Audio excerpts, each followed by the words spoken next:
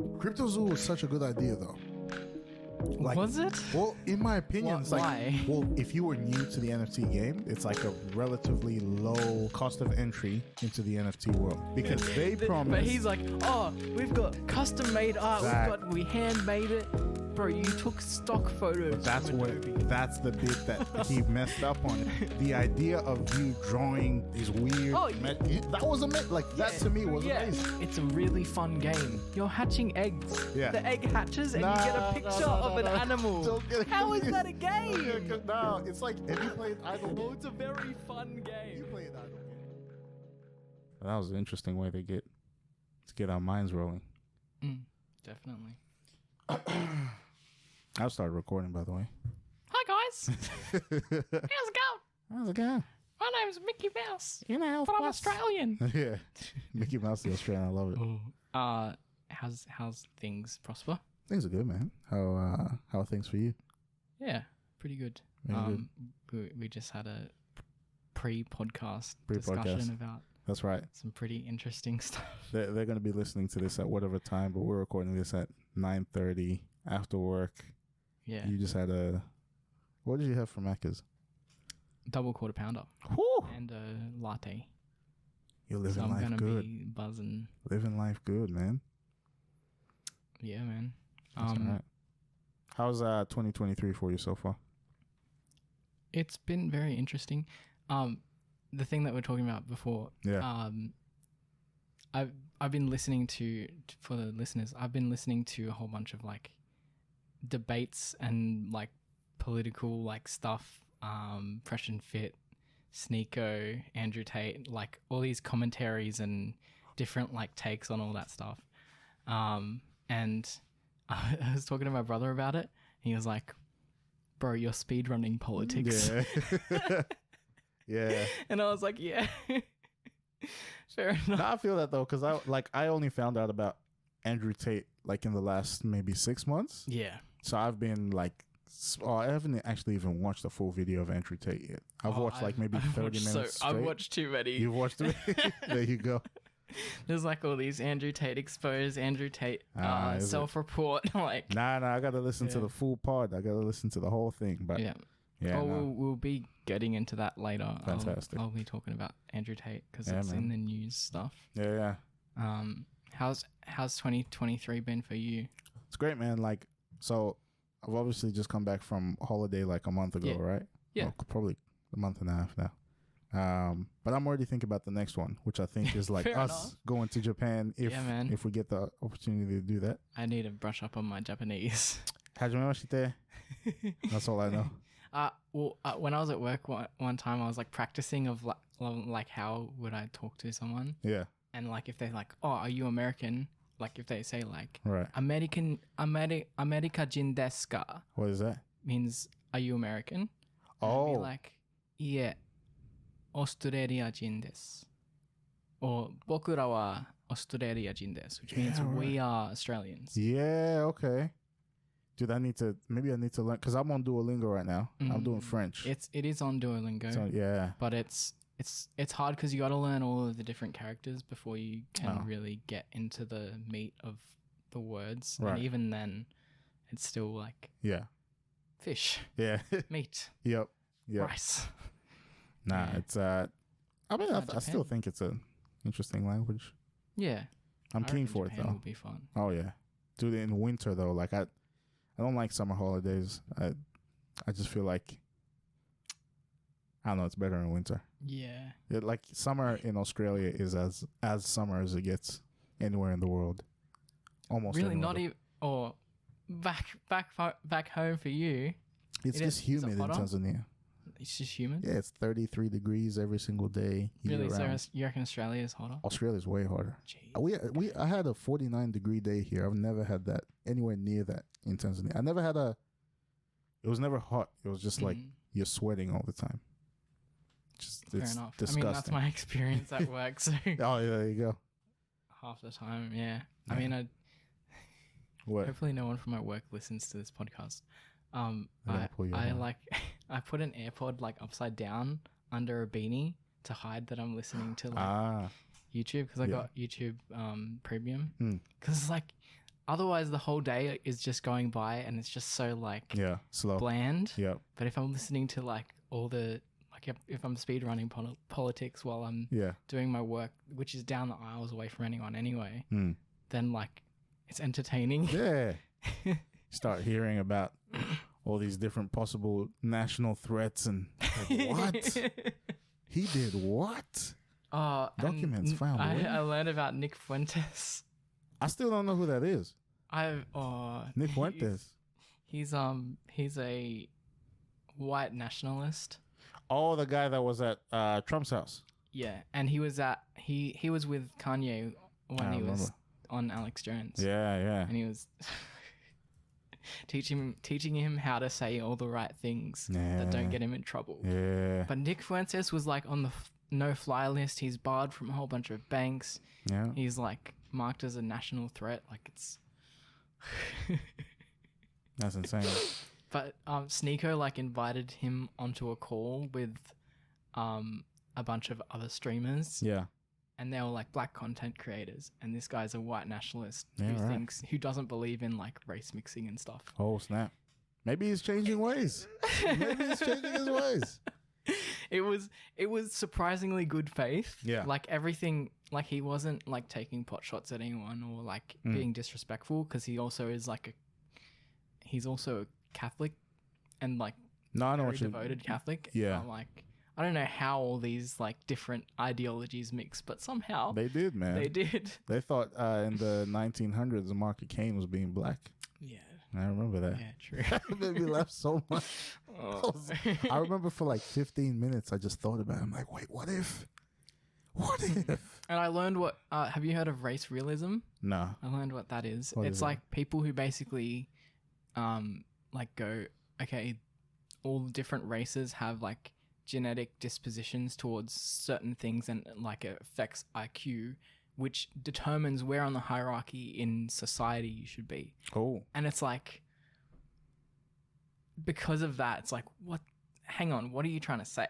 It's like read between the lines. Some races what are you trying to say? Smarter than others, kind of thing. Yeah. And it's like there may be certain features and like physique that may be different between like different cultural groups from like the formation of like societies in certain areas. It's like the human body and like just like minor scale like adaptation appearances and like, such. Obviously there's different changes in people's anatomy based on where they're from, and it's like you can speculate as to why that is, but we don't really have any proper answers. But to go from that and go, oh, there's this survey that says there's a bell curve that has like all the races plotted out on it. It's like, why are you only taking race into account for this IQ test of all these people? Yeah. Why is that the only factor that contributes to these people's IQ?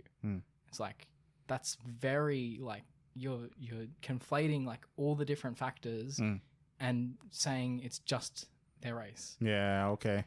And so Nick Fuentes is a race realist. Okay. And so he'll be like, oh, like I think that you shouldn't mix races, and you should all like, in an ideal world, white people would have just stayed with the white people, the black people would have stayed with the black people, the Indian people would stay with the Indian, like all that sort of stuff. Right. And so like, it's like, okay, well, it's not your ideal world. So what do you believe? Like, what do you think should happen? Yeah. And he doesn't say anything about genocide, but it's like, he says, he basically says, oh, well, I think there should be like a white majority and blah, blah, blah. And then he goes on to the JQ. Okay. And it's like, oh, okay. Yeah, it gets weird then. Treading some... Yeah. Oh, no, some stuff is just out there in the open, right? Because it's like you're revealing yourself. But it's his belief, man. Yeah. He has every right to believe what he wants. Oh, God. Every right to believe what he wants. Anyway, sorry. But no, man, I mean, on the other side, I've kind of been getting into that, but I've been like thinking about Epstein. Yeah. So strange. Like literally, I was like washing dishes the other day, and then like I was on my iPad, and the next video that came up after like the most random video I was watching was Ghislaine Maxwell. Yeah. On the phone. Like She's in prison. Yeah. She's in like white collar prison, and she's doing like some kind of, I don't know if it's white collar prison actually. Don't quote me on that, but she's doing like some kind of service inside prison, like good behavior kind of thing in prison. Yeah. Because she was like used to basically recruit people for the island. That's exactly right. It's so bad. And dude, so anyway, I digressed a bit. Bill Gates was in town for the Aussie Open. Really? Yeah, he was in town. So then he went on like a few shows as well, like Australian, like whatever politics shows. And I don't watch TV, but they pressed him again about Epstein. They pressed him about Epstein. Yeah, because you know, like it's reported that he traveled to the island something like 30 times. Wow. Okay. And he denied it. Like on this particular interview that I watched, he said, "I regretted having dinner with him." And then she was like, "Oh, so do you regret the relationship you had with Epstein?" And then Gates was like, No. We didn't have a relationship, just had dinner, and I regretted having dinner." So, whoa, it's very interesting. He's in some, I don't know if he's in hot water, but it's just one of those things where after the first interview, did you watch the first one? No. Where he was being pressed about Epstein on Zoom or Teams, I guess you'd say. Know. And then he's like, "Well, he's dead, so you should really be careful." Have you not seen that? No. You haven't seen this? It's one of the, pull it up on your phone. Just type in Bill Gates Epstein, he's dead. And for our audience at home, he'll put it by the speaker to see if you can hear it. Oh, no, okay. I might pull it up here. Was reported at that time that you had a number of meetings with Jeffrey Epstein, who, when you met him 10 years ago, he was convicted of soliciting prostitution from minors. This isn't copyright, right? About him when you were meeting with him, as you've said yourself, in the hopes of raising money. Yeah. I had dinners with him. So he's on Teams. I had dinners with him. I regret doing that. He had relationships with people he said, would give to global health, which is a interest I have. Not nearly enough philanthropy goes in that direction. Very good. Those meetings were a mistake. They didn't result in what he purported, and I cut them off. That goes back a long time ago now. So there's nothing new on that. It was reported that you continue to meet with him over several years. So she's still asking him. And that, in other words, a number of meetings. What did you do when you found out about his background? Well, I've said I regretted having those dinners. Again with the dinners. Absolutely nothing new on that. Is there a lesson for you? Is there a lesson? Anyone else looking at this? Well, he's dead. So. Well, he's dead. In general, you always have to be careful. You always have what? Okay. And I'm very proud of what we've done in philanthropy. Very proud. Yeah. It's a bunch of political nonsense. Look, but this dude is evil. Don't defend him. I'm not going to defend him, but he didn't say anything that makes me either think that he's done something or think that he has not done something. Like, I'm like, you're saying he was too much in the middle. He said nothing. He said those are exactly the people. A whole lot of nothing. He gave us a nothing burger. Yeah. And it's like, I don't know what that means. He's dead, so you got to be careful. But the way he said it didn't sound like he was making a threat. No. I mean, and you would hope that's not the like an open threat to anyone out there kind of thing, But it's possible that he was. I don't know. It sounded like he was backed into a corner and he he said something he shouldn't have said. I don't know, man. I don't like him. I think he's evil. I don't know. I haven't looked into it enough, but Microsoft is evil, ladies and gentlemen. Don't touch it. Get an iPad. So you're against big corporations? Oh, that's interesting. I wrestle with this every day, you know. I'm like, do I like... Okay, so like here in Australia, I don't like that if you want groceries, it's Woolies or Coles. Yeah. I don't like that one bit. So you don't like capitalism? I don't like what? Apple? Capitalism. Oh, capital. I love capitalism. Love it. But this is more like, is it industrialism? Is that what it is? I don't, it's a monopoly. They have a monopoly. I think capitalism... An oligopoly. Yeah. Which means there's multiple... Oh, okay. Yeah. There you go. But there's they're owned by West Farmers. It's just one company. Woolworths isn't owned by West Farmers. Coles and Woolies are West Farmers. I'm pretty sure. Big W is part of its own group. Is it? So technically, like, it is competition, but it's like... Right. Okay. It's like, oh, do you want a mandarin or an orange? It's like, okay, they're different, but they're pretty much the same. I don't know. That's a bad analogy. But. Yeah. Nonetheless, not a fan. Not a fan that those are the two companies that, if I want milk, I gotta buy it from them. Otherwise, I mean, you could buy it from farmers, but it would be a lot more expensive. Right. But these guys are driving the prices of milk as well. Because look, we pay for, my mom and dad. I don't buy the milk. It's $9 for milk, man.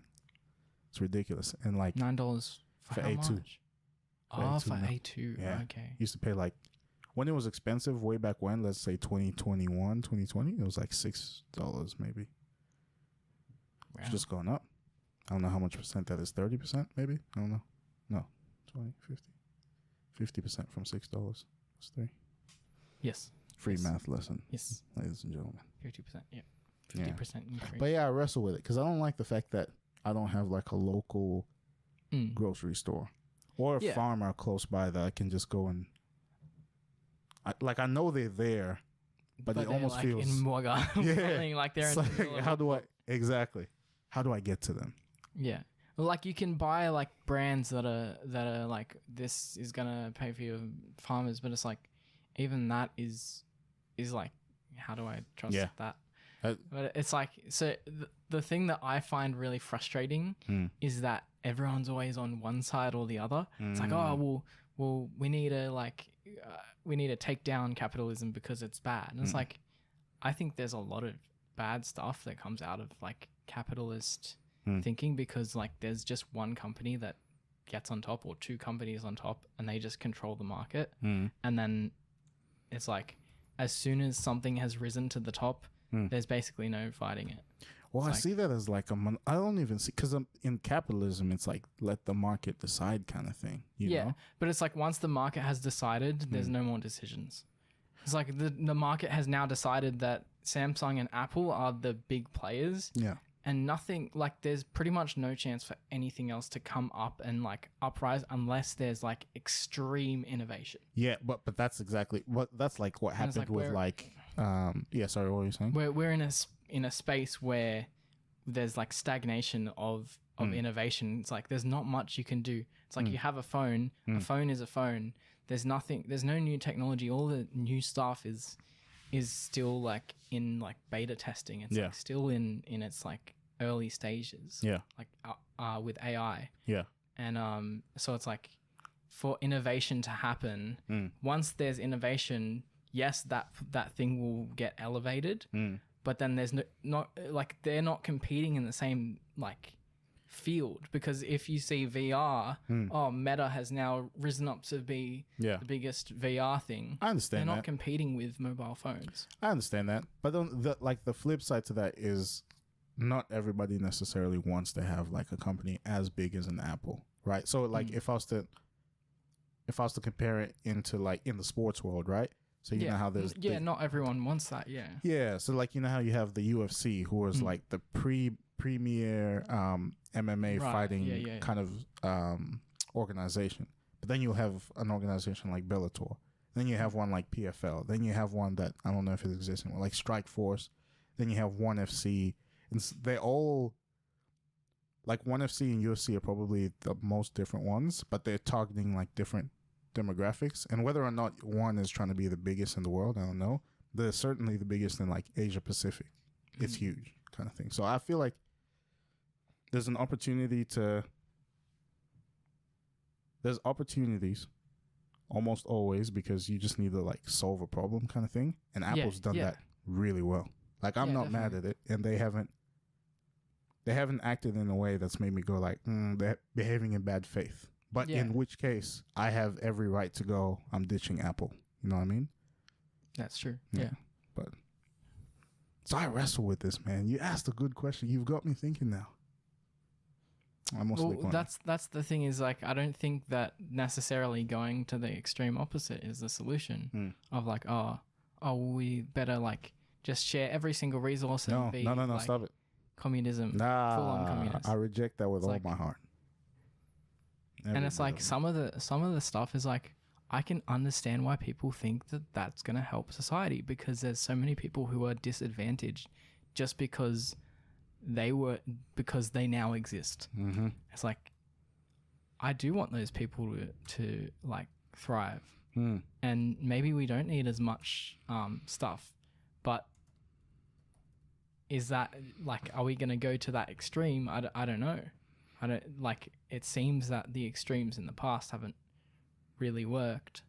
No, it's a lot of times as well. It's not necessarily knowing what each extreme is arguing. Like in, well, yeah, you know what I mean. Like it's easy to just kind of go, I like this guy, I like this. Like when people vote in politics, they don't vote for policies. They vote because they like a guy. Like I don't like this guy. He said this one thing wrong. I don't like this guy because there's never policies. I had a phone call that was a survey the other day about like all the different leaders that would take up the seat for my area.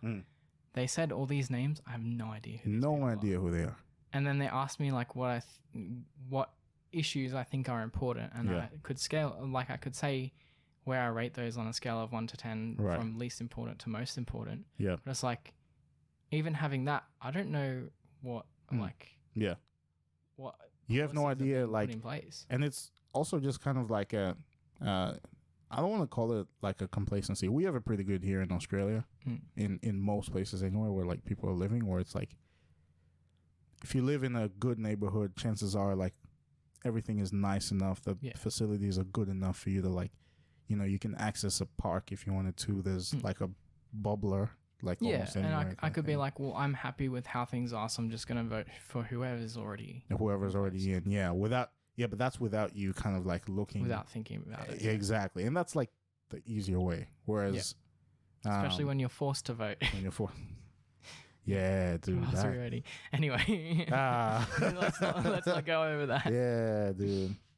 I mean, I appreciate. Thank you for the people who died to make that a possibility for me, but they died to. Jeez, but man. like you were saying, like people who live in like this country could go to local places and see benefits from the policies that are in place. Is that I was more just making a commentary on like I think Australians more specifically, like we're in a really like our population's extremely low. We're relatively safe. We don't necessarily report everything on the news, or we don't hear everything that's on the news, but we're relatively safe, and so it's hard to go outside and complain and start saying, I don't like this one. It's like, all right, you can complain about the fact that your road still has a bunch of like potholes and stuff like that, but for the most part, you know, you're getting clean water to your area. Blackouts are rare, like electricity and stuff.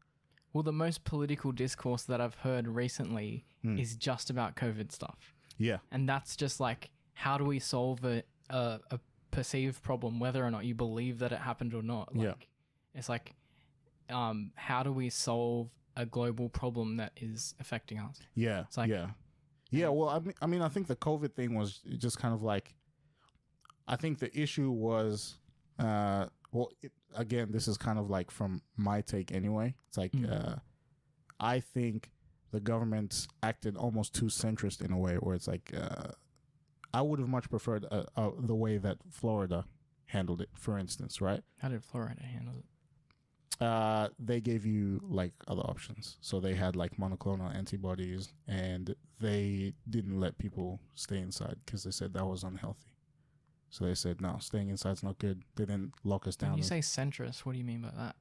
I think... Because I feel like they were sort of authoritarian, weren't they? Yeah, so what I mean is here, like, if you were to take a left-leaning guy and a right-leaning guy, or like Liberal Party, Labour Party, the Venn diagram between them two is like there's a huge overlap. Yeah. You know what I mean? Yeah. Like they'll separate on some things, but it's not like Republican, Democrat. No. Do you know what I mean? Yeah, and so that's why I was like, with the authoritarian take. Which one, yeah, with the authoritarian, because I agree completely. Like it was very authoritarian what they did during COVID, but it was one of those things where it's like, that was the Liberal Party who were the conservatives of this nation. So imagine if that was handed to the left of this nation, the Labour Party.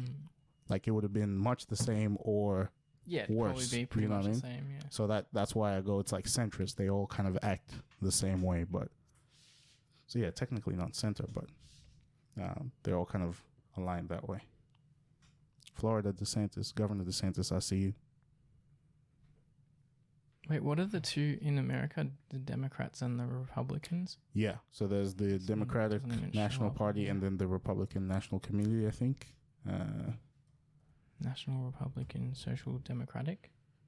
Yeah, so there's a Republican National Committee, and then there's the Democratic National Party, I think it is. Or is it the Democratic? I don't know what they're just Democratic Party.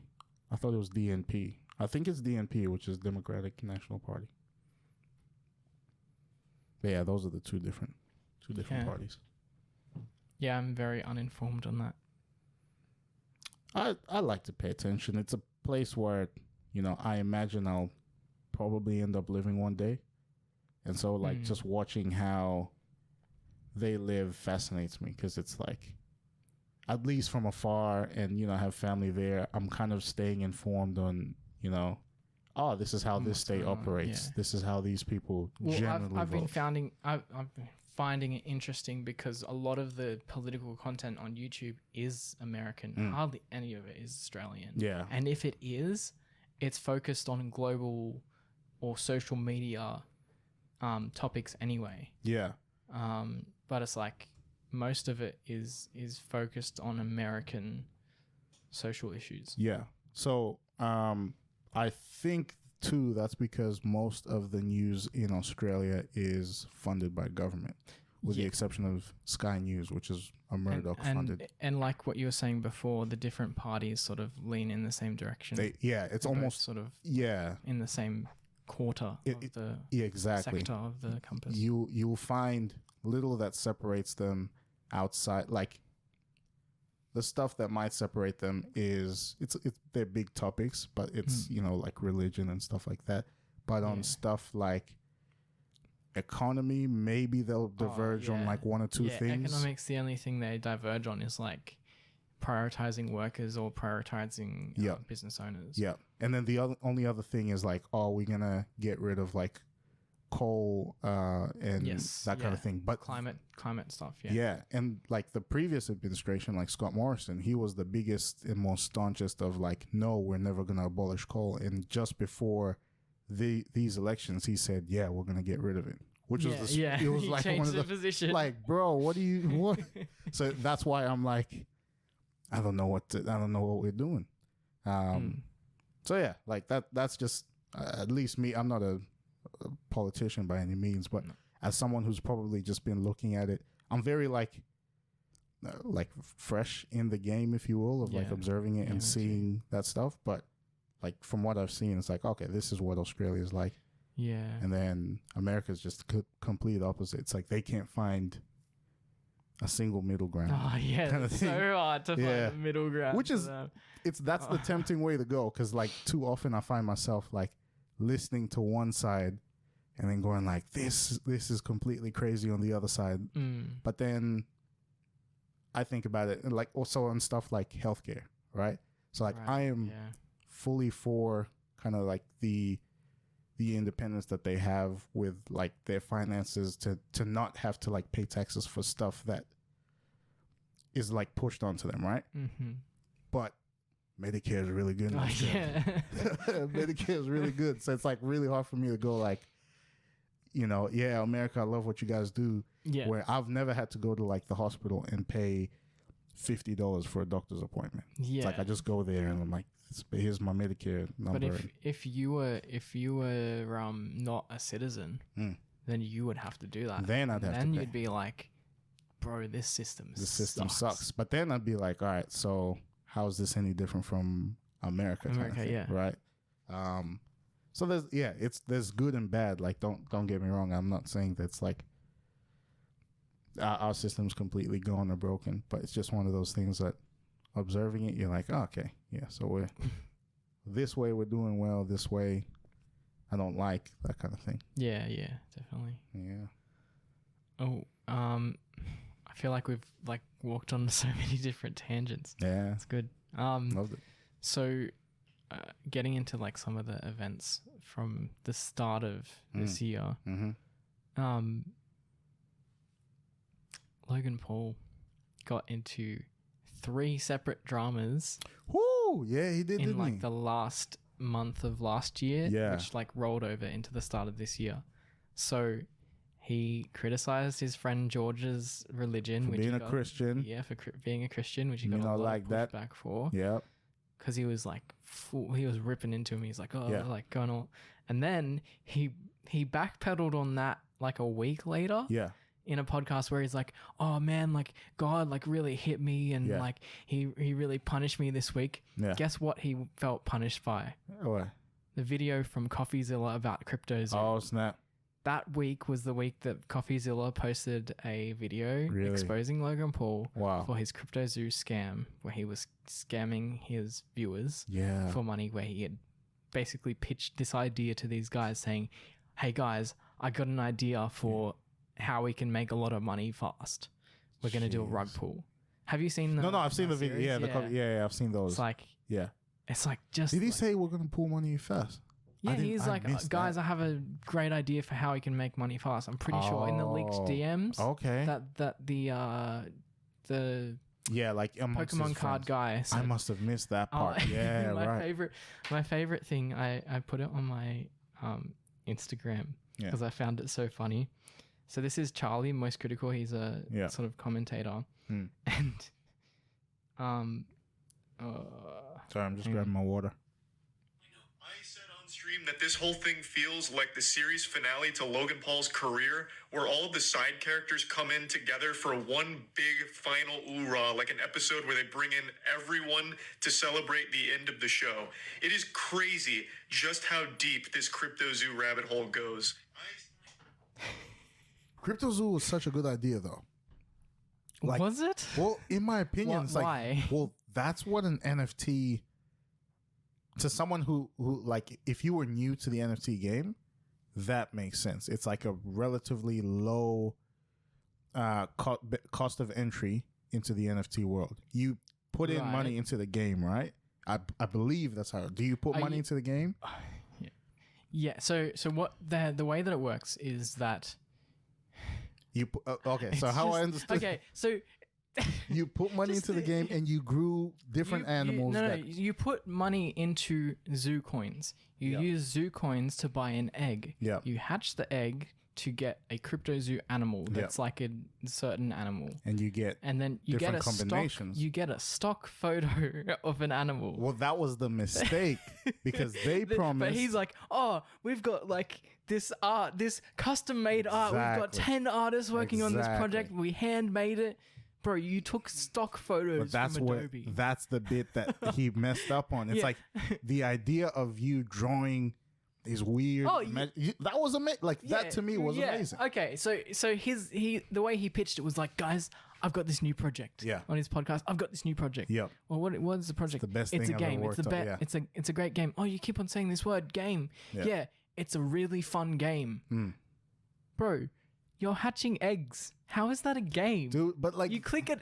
No, it's the puzzle You put some money in, you click a button, the egg hatches, and you get a picture of an animal. Don't get How is that a game? No, it's like, have you played idle games? Oh, it's a very fun game. You played idle games? I've played idle games, but it doesn't work. Like, the way that he described it is not how idle games work. Yeah. Because you click it, you get an egg, egg hatches, you get a picture of that animal, and then you buy another egg, I guess. Yes. And then they're supposed to procreate. to create another unique. They're meant to produce. That's right. You're right. It is like an idle game because they're meant to produce zoo coins. Yeah, and you keep doing that to create your own version of an animal. And then you breed them together, and then they make a combination animal. That's right. It's like, but that didn't happen. Yeah, if it was actual art. Yeah.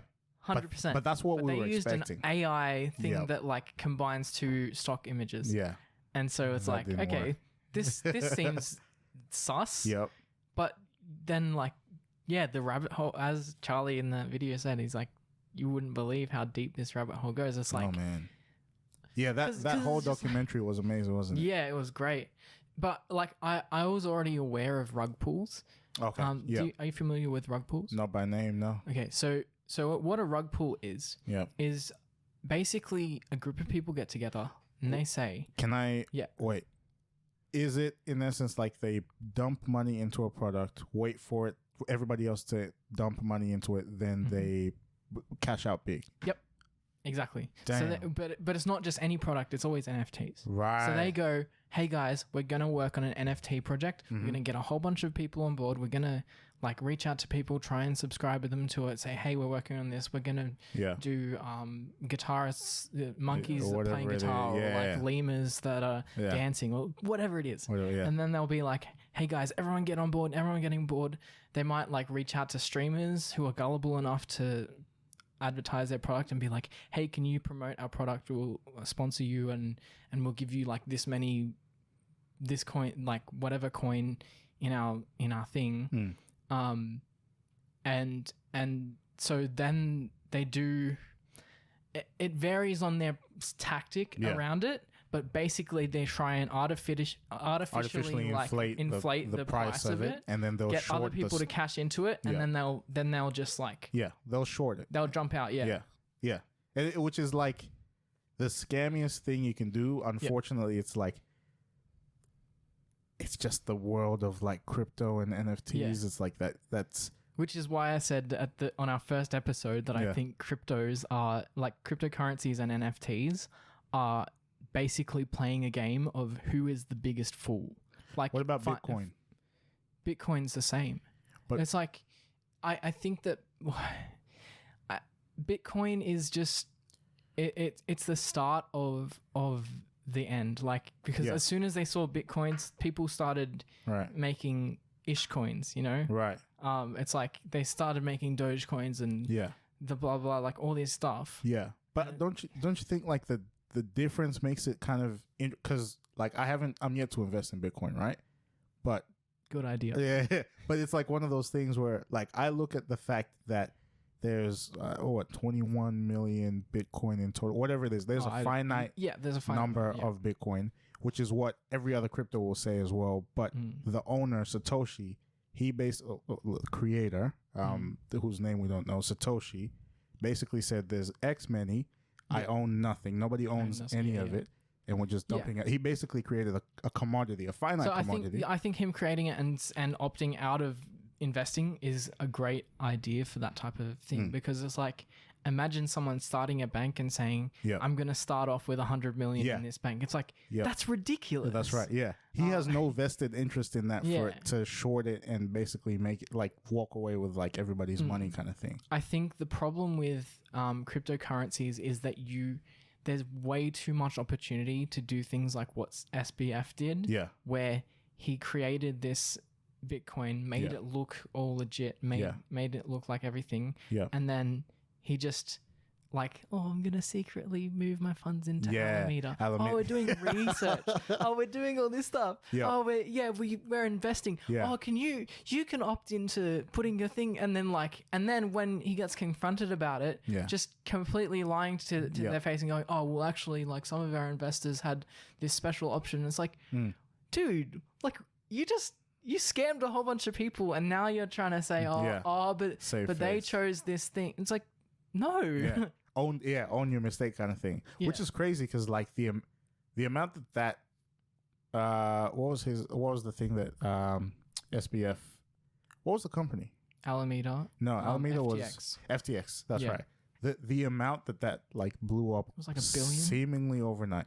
Oh right. Like because the caliber of people that he had supporting that were they were big big players. It is rumored, and I don't know this for fact. I'm just saying this, so nobody come after us for, I don't know, right now 100 to 200 people listening to the podcast, but if ever Tom Brady, you hear this, it is rumored that he put like a bunch of his wealth into FTX. Well, him and Steph Curry were like almost ambassadors, but it's rumored that he put a huge chunk of his wealth into that. The CoffeeZilla interview where he's like grilling him about the first in best dress, basically the approach that they took to like refunding people was basically whoever comes in first, regardless of what investment type they chose, they just get their money back. Yeah. That's so shady. Yeah. It's like, so these people chose their investment that they didn't want it going into this research fund that ended up being like a funnel for money that's like fraudulent. So the people who didn't choose to invest it into that still couldn't get their money back, because even if someone had chosen for the investment to go into that, if they came before the person who said no, who opted out of that, they could still get their money back. And then the person who invested later didn't invest in Alameda can't get their money back because that money's already been taken. It's like going, okay, these are basically because they made everything fungible rather than it being split into different pools, into different buckets. Well, like the SEC is trying to hammer down on that kind of stuff. In America, like they're trying to. But that's the problem that I have with cryptocurrencies is that there's so, like when people say, "Oh, we need to have like a decentralized currency so that we can have like freedom and stuff." The problem with having too much freedom is that there's no moderation. And so people can just do really messed up stuff. It's unchecked power. And so it's like, yes, you have the freedom to do all this good stuff, but there's no one checking to see if this is legit. And if you buy into that, then you're screwed. It's kind of like, it's not to go on a side tangent. It's kind of a testing ground for why I don't think something like anarchy would work. Yeah. Because that was basically what that was. It's like this unregulated. Well, yeah. People are like, oh, we don't want to be limited to the bank, so we'll use cryptocurrencies. And it's like, Bitcoin was a good idea in theory, but once you see the practicals of it, that it has bugs, it's hard to like, there's all these like bugs that the banks already have in control, but because you have this system that decentralizes it, it makes it so hard to keep track of some transactions, or someone can double up on transactions, and like it just creates all these issues that wouldn't happen in a normal centralized banking system, because the centralization means that all the transactions are on one server. Well, I think what makes it tricky is because we're comparing it to like fiat currency and how it's backed by like the US dollar or the US government. Like in terms of economics, I'm not even thinking on that level. I'm thinking on a logistical level of funds being transferred from one place to another. How it's dependent on electricity. Like the fact that it's dependent on the blockchain, but one computer can have one record of the blockchain and another computer can have a differing record of a blockchain. How do you consolidate those two to make sure that all of the like entries of the blockchain match up? But don't they just revert back to the original blockchain ledger? So it's like if you had transaction 1 and then 1A, but they all came from 0.1. It's more complicated than that. Because I remember you're right. But like I remember they in a video I watched, it's like there's information appended to the blockchain, right? The blockchain is such a it's a very like abstract concept, but it is a very tangible, like a readable thing in code. And the blockchain is not like a monolith in that the blockchain is a record that is stored on each computer that's connected to digital ledger, the ledger.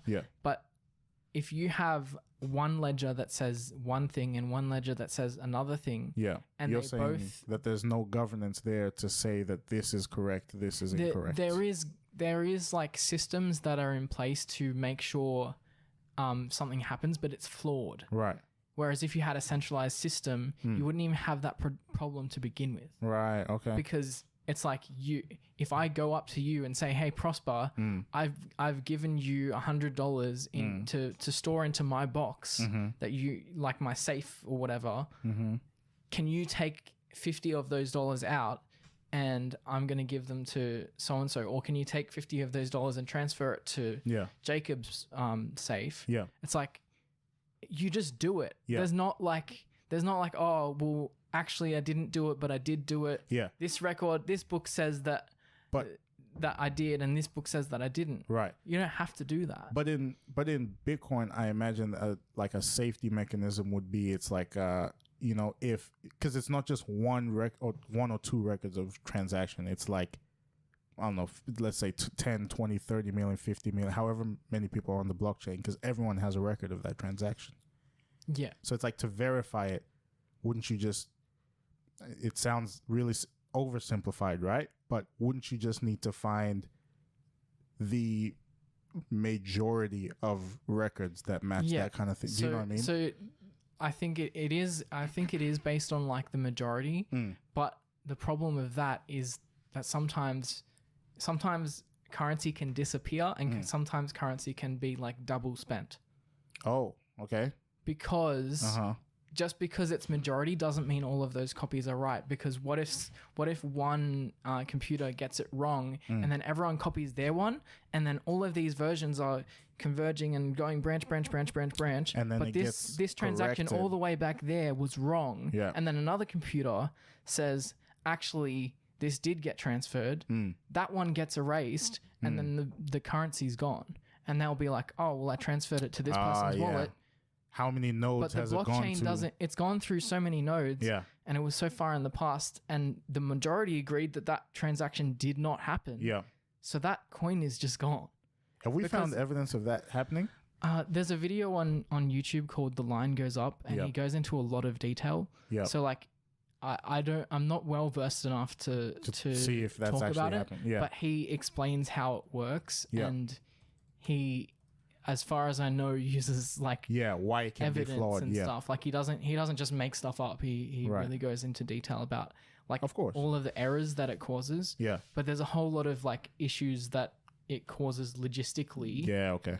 And so it's like, although it's like we can think of it on. Sorry guys, it cut out for a second. Yep. Yeah, like even though you have like normal global currencies that are backed by certain dollars and stuff. Yeah. Like cryptocurrencies are sort of this they're sort of like an anomaly because they're sorry, that's me. They're backed by like real dollars, but they don't like hold value. And so it's like because it like fluctuates everywhere. Yeah. Up and down. And so it's like it's valuable one day like immensely, and then tomorrow it's like worth almost nothing.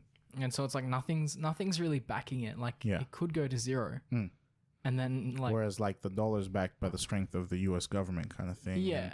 Yeah. It's more like tangible, but really like most money is sort of a little bit like confusing. Yeah. If you think too deeply into it. Because it's like, it doesn't make what it just shows you how like the way this one video explained it well. He talks about like how the way we're valuing things is changing, right? Where once upon a time I could have said, hey Luke, you have a cow, your cow produces milk, I want milk, I will trade you this sheepskin. Like yeah, right. Whereas now it's like we're saying, hey, I'm gonna trade 0.1 Bitcoin to get like a piece of this company kind of thing. It's like, well, we're valuing this 0.1 Bitcoin and we're valuing a piece of this company sort of thing. But it's like the quality of it. The quality of life has changed. And so the way we value those things changes. It's like how potentially like we're going to move into this, this world of,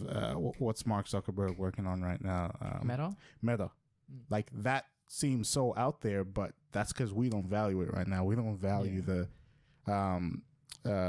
was it virtual reality? I don't think the metaverse is gonna happen. As far as what I've been seeing, I've been seeing it pop up here and there, and a lot of the consensus seems to be is that because he's lost too much money? Seriously, pretty much because he's like just the Facebook Meta, the company is just not like succeeding as much as they. But they're sitting on, like, if there's companies that could. I imagine, like, okay, if you look at like reserves that companies have, I would imagine they're like top 5 or top 10. You know, so I imagine. But in terms of actual like influence through their technology, right? VR is not innovative enough. No, it's still a niche. Yeah. As much as it's gone more into the mainstream, like a lot of people know what VR is. Yeah. Like the price of entry is still a little bit high for someone to justify just doing it as the same level as like having a phone or having a laptop. That's right. It's like there's no need for it. No.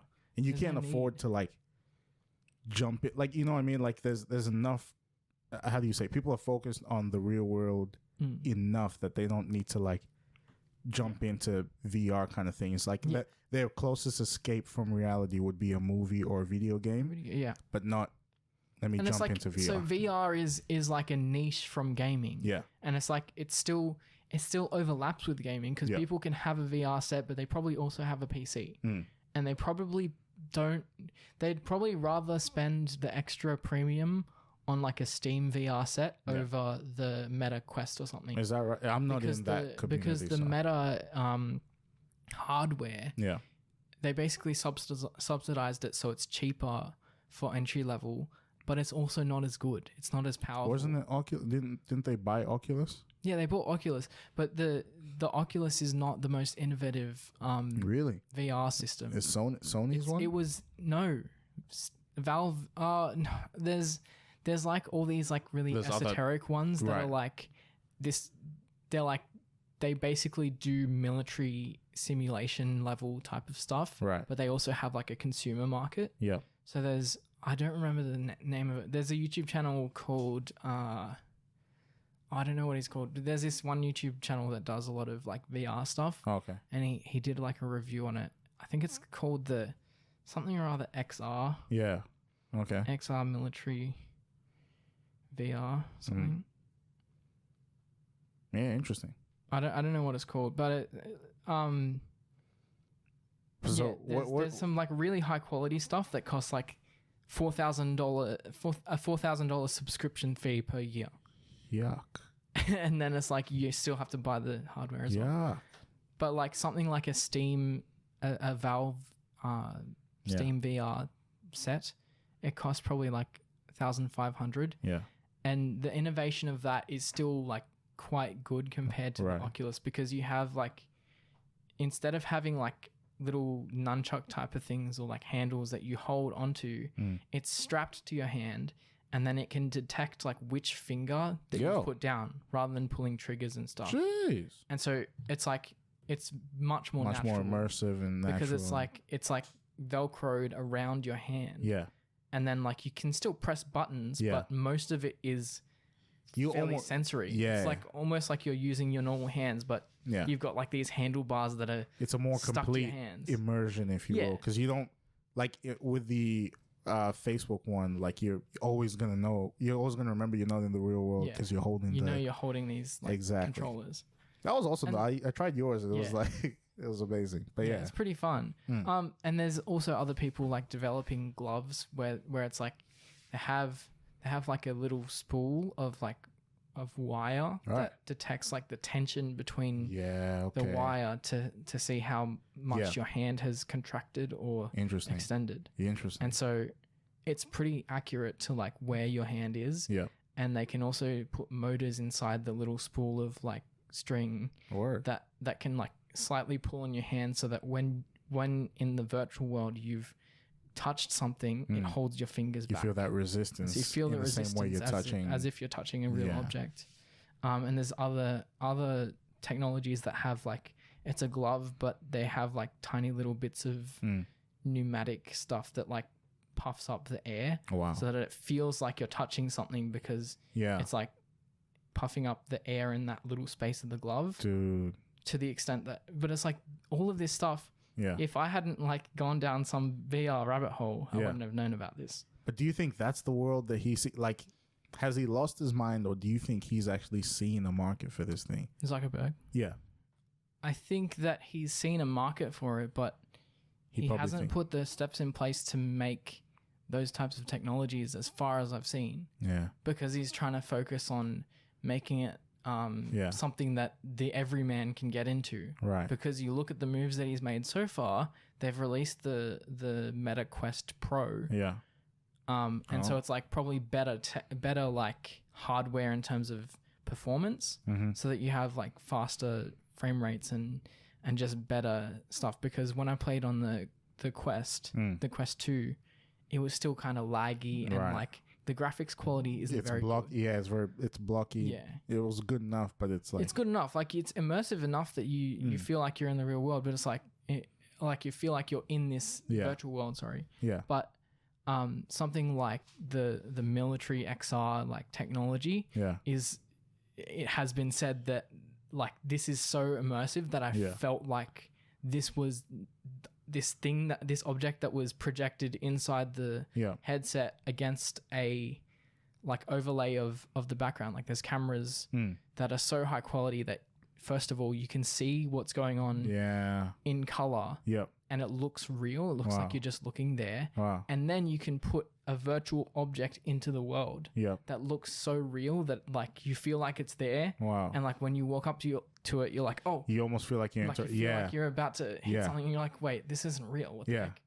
And so it's like there's all this technology, but it's so like expensive and niche that it's never not never. It's not going to be into the like consumer space for a long time. Because something like AI is probably something Microsoft invested like $1 billion into ChatGPT, but it's going to be worth GPT. Way more. Oh, it's going to be worth heaps. Way more. But yeah, dude, no, I completely, because it's. I feel like maybe with Zuckerberg, maybe he's hit. I don't care if it's true or not, but I feel like maybe he's hit like this wall of, you know, how entrepreneurs kind of like succeed in their investments until they don't with that one investment. So he succeeded with the investment into Instagram, and then kind of that pivot, turning it more into like an Instagram Snapchat. Facebook obviously worked fine, but then it's sort of phasing out. It has its uses, but it's not what he would have originally envisioned it. So it's like his vision of Facebook is now within Facebook and then Instagram. And then Instagram is good, but it's not like he bought WhatsApp, right? Yeah, and then WhatsApp is that it's like even I use WhatsApp for like communicating to like family from overseas and stuff. So he's pretty much got all the communications and social media, like most of it. Yeah. Other than Snapchat. But it's like, and then you have like your little fringe ones, like Telegram or whatever. Telegram and Signal and stuff. Yeah. But then, like, he's got the main kind of like ways of like communicating. Yeah. Like WhatsApp's amazing. You can send larger files than the photos, and it's seemingly lossless in quality and stuff like that. Instagram's fine. You can't really send the size of photos you can on WhatsApp, but still really good for sending messages. Yeah. It's an interactive kind of social media. Facebook, I don't use. Facebook's pretty much phased out. But it's been replaced by Instagram. Yeah. Because the thing that people used to do on Facebook, which is doom scrolling through all this endless content, now people just do it on Instagram. Do you think it's because Facebook got too overwhelming, like with all the ads? The UI was so bad. The UI wasn't great, right? Whereas like Instagram already had its layout. People adopted Instagram pretty much as soon as they got phones, like when they were just starting to get into the social media. Yeah. And they saw Facebook has this layout. Yeah. Instagram has this other layout. Yeah. And then Facebook ended up buying it after Instagram had already sort of settled into the market. What for one? And they didn't really change much. Yeah. About the layout. They've moved like where certain buttons are, but that's about it. It's a facelift. They've done facelift, and I don't even know that they've pivoted because they've just added more features to Instagram. Yeah, they've added more features and made it more aesthetically pleasing. But its core, it's like you're supposed to use it like a Facebook, and it works much better than Facebook. Oh, yeah. Which is like what you're supposed to, business 101. It's like because everything's so limited into, like, it's in this square. Yeah. And you're not going to be, like, if you don't want to read a whole bunch of text, you don't have to click on the caption and read it. No. And it's like... You feel like you're being taken to a new window to interact with that, as opposed to like Instagram where I can go see more, see less. Oh, that yeah. So Instagram is what I'm talking about. Like the caption. Yeah. So it's like on Facebook. Yeah. It's like you're usually probably on your computer. Yeah. But if you're on your phone, it's like I might see a text post, and then I'll see a picture post, and then I'll see a video, and then I'll see a text post, and it's like got really confusing. It's so like just so much variety, and it's like, oh, I don't want to read this person's thing. Oh, I'm kind of bored. Yeah. I'm gonna close this. Yeah. Whereas Instagram, it keeps you hooked by like so much like visual stimulus. Yeah. Yeah, and like you have all the you have 4 different like that little thing at the bottom where you have like that. You have 4 different pages you can access. Yeah, it's like one's a shop, I think. I don't use the shop. I don't know who uses the shop. I don't know. There's one where you can see your own profile. One where you can see just what's going on in the world, stuff recommended to you. I mean, I'm pretty sure the Explore page is probably the most used one. Yeah, Explore, because you just like go through and like, oh, this is really good. You click on one thing and then they give you endless options below that is just in that category. Yeah. It's like that is the smartest thing to TikTok get someone algorithm. Hooked. Exactly. Which is like your attention. It's genius. So I feel like maybe like to bring back to Zuck, like he's had that success. Yeah. And thought he could be replicated with maybe a niche product that he enjoys that potentially he might think other people would enjoy as well. I think like when he announced it, everyone thought it's a joke, like not thought it was an actual joke, but just took it as memes, just bro. Like bro, you're clowning. Like that's ridiculous. But to turn meta, but he's seeing something we don't see. Like even though he said something that's so crazy, and I don't mean it in like I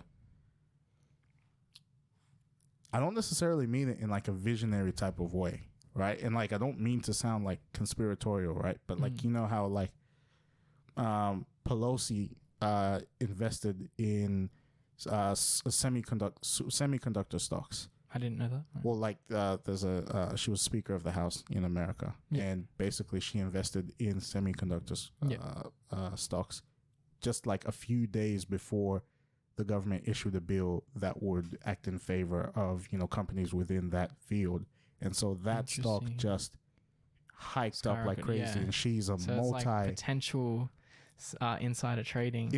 Not even potential. It's definitely insider trading. Yeah. Did she get in trouble for that? She did not get in trouble for that. She's just roaming free, man. Yeah. Okay. Yeah. All right. There's a whole myth about how like, there's like the Pelosi's are these politicians earning $200K a year, but they're worth like $100 million. Yeah. How does that happen? How does that happen? Sort of thing. But yeah, it's like I'm convinced it's like Zuck might have, and not even seen something in a way that like someone's tipped him off, but maybe he just sees like the wave of how everything's moving, kind of thing. Well, I think the reason that he did it was because of the COVID stuff, and maybe he thought that it was going to last longer, but he was too late to the party. Yeah, because if he had launched the metaverse and like advertised it as much as he did, so that's what everyone's talking about, even if they were like, this is so dumb. Yeah. And then lockdown happens. Yeah. Everyone would be going, oh man, I really want to see my friends. That's right. Oh wait, there was that metaverse thing. I'm going to buy an Oculus Quest 2. I'm going to be able to talk to my friends. I'm going to be able to physically like interact with them. They're going to see my hand expressions. They're going to see like the way I'm moving. Yeah. It's like he did it in like the end of 2020, end of 2021. Yeah. It's like he was way too late to the party. Way too late, but I'm trying to see if... But he had already like launched the Oculus Quest. Yeah. It was just that there was... I didn't know about it until after he said, hey, metaverse. That's just what... Do you think he tried to buy a company like Zoom? Oh, I didn't think so. Because I'm trying to read some stuff here. I didn't think anyone knew Zoom was going to... He tried to buy Snapchat way back when. Oh, I can imagine that. And imagine controlling all the social media platforms. Yeah, but they said no to his offer. Yeah, and so do you know what happens like straight afterwards? What happened? He released Instagram stories. Oh. Yeah, dude. It's like it goes that deep. So it's like I'm trying to think that now. was like a screw you, basically. Yeah, like I think he maybe found like a legal loophole because at the time the only people that were doing stories was Snapchat. Yeah, like that diminishing, like that was just Snapchat, and so he releases that after they said that it was like that failed. Instagram stories basically made Snapchat obsolete. Like I don't use Instagram. Yeah. I don't use Snapchat. Well, it's like some people use Snapchat, but it almost feels like it's kids, right? It's kids who want to have like a mind-numbing, like I'm technically keeping in touch with my friends, but what they're really doing is sending a picture of the ceiling and half of their face back and forth, and it's like the unique thing there is that the message is disappearing kind of thing, you know? But like at the time it was so novel because I was using it sort of, but it's like that was the big thing. Like I remember at school, everyone's, "Are you on Snapchat? Are you on Snapchat?" Yeah, it was like disappearing messages. Now, as an adult, I'm like, I don't want my message to disappear. I hope you saw what I said to my friend. Like, if I ask for milk and eggs, I want you to see that I asked for me. Yeah, no. I was like, I was talking to my friend about this thing the other day. Let me pull up the message so I can see what I said because I have no idea what I said. That's right. That's right. Yeah. But it's like that was the thing, and it's like I'm almost curious if he saw an because Zoom was like the company that probably grew the most during COVID. Like there were probably other companies, but Zoom was just like the big one that people talked about. Yeah, and I'm just imagining he tried to invest in them because I heard of Zoom in like mid to late 2019, and I literally, like, I remember when like the people at work brought it up. Yeah. And I said, that's stuff I'm never going. Those were my words. I'm never going to use Zoom. I said that in 2019. Today, you ate your words. Dog, man. You've eaten those words day after day. Day after day. I don't know that there's a program I've used more on my computer. Like Final Cut Pro, Safari, and Zoom. Those are the main three. It's like, what is going on, bro? So, yeah. But all I'm saying is, I think... Oh, no. Yeah. So maybe I'm not good at telling the future like that. But all I'm saying is, I think Zuck tried to get a piece of Zoom. I just imagine. Oh, maybe. But, no. So, on the topic of we were talking about Logan Paul. Did you hear about the pig thing with Logan Paul? No. So basically he bought a pig like a number of years ago. Yeah. I think 2.5 years ago. Right. No, longer than that. He rehomed the pig and then it got rescued from and treated for a deadly infection. The name of the pig was Pearl. And so he took care of it, and then I don't know when he moved, but he moved to like Puerto Rico or something. Yeah. And he couldn't take the pig with him, and so he had to rehome it with someone else. Yeah. And obviously, like that person didn't take care of it, or someone else didn't take care of it, and then people found out that the pig had been found like really badly treated, and like it was gonna die.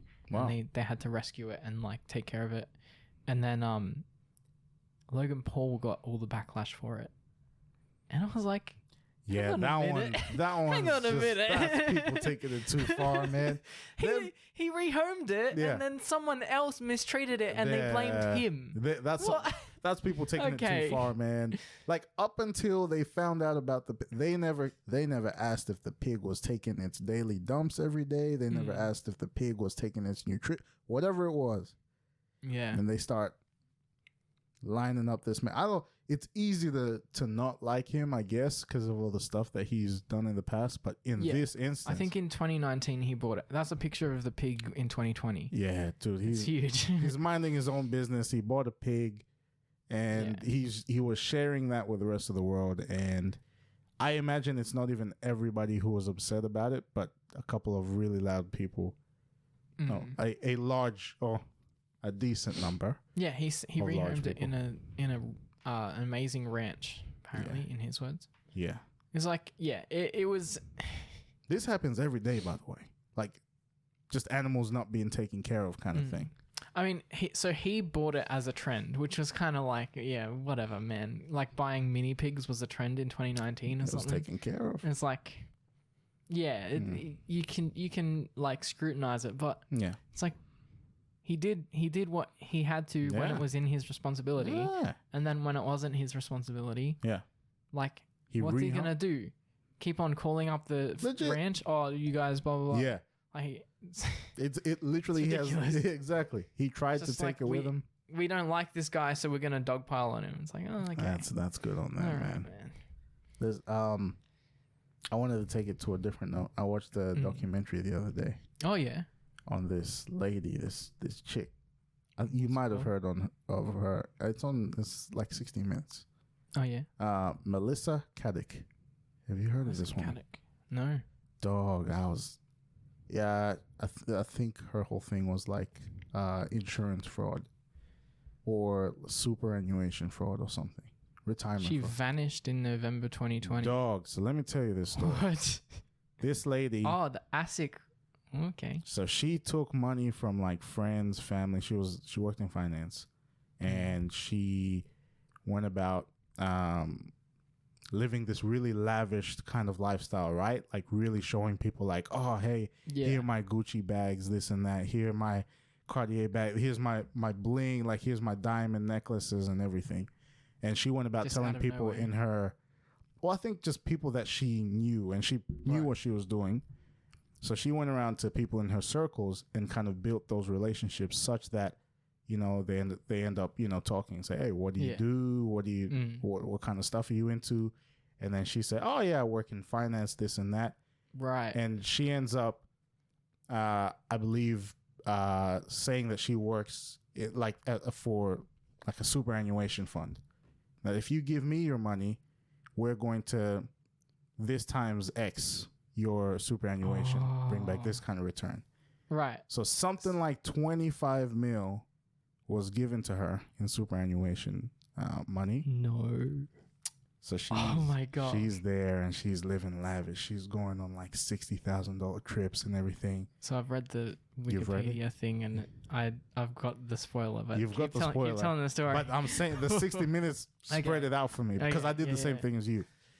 Spreading like the whole thing's happening.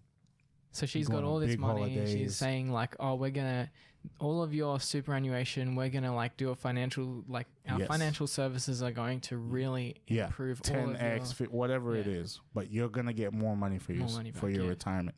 Yeah. And the people that gave her money were actually getting reports every month saying that look, this is how your money has grown. Okay. They were fake. She had a fake company or fake whatever it was. She faked reports saying that this is how much your money. None of those were real transactions. She just fuddled them in Excel or something. You're kidding. One day she gets a visit from the police. I want to say it was, I think it was a Thursday. She gets a visit on the Thursday at 5:30 p.m. Right. Police have come over and they look through her house. There's a video on it and everything. Asking her questions. She shows them everything. They go into all the way into her closet. Okay. They don't find anything yet. Okay. I believe it's the next morning. Yeah. The next morning. 12 hours later. 12 hours later. Yeah. 12 hours later. So about 12 hours later, right? They come in. I want to say it was like 6 or 7. So maybe a bit later. Yeah, a bit later. Police knock on the door. Dun. A husband opens the door. His name is Anthony Coletti. Yeah.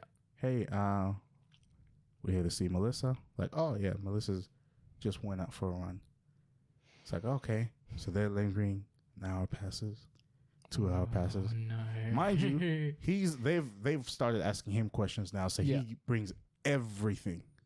Every single thing. So he just lays it out on the table. He just throws her under the bus? No, the police have asked you like, hey, we need to see the financial record. Everything is like, yep, here it is. Yeah. They're seeing everything, but now they're expecting her to return. Nothing. Hours. The superintendent or whatever comes to the house. He's now suspecting that it was the husband, Anthony. Does he know something? Nothing. Wow. Disappeared. Anyway, she's gone to this day. They ended up finding her shoe at the beach. Oh. Found her shoe at the beach with the remains of a foot.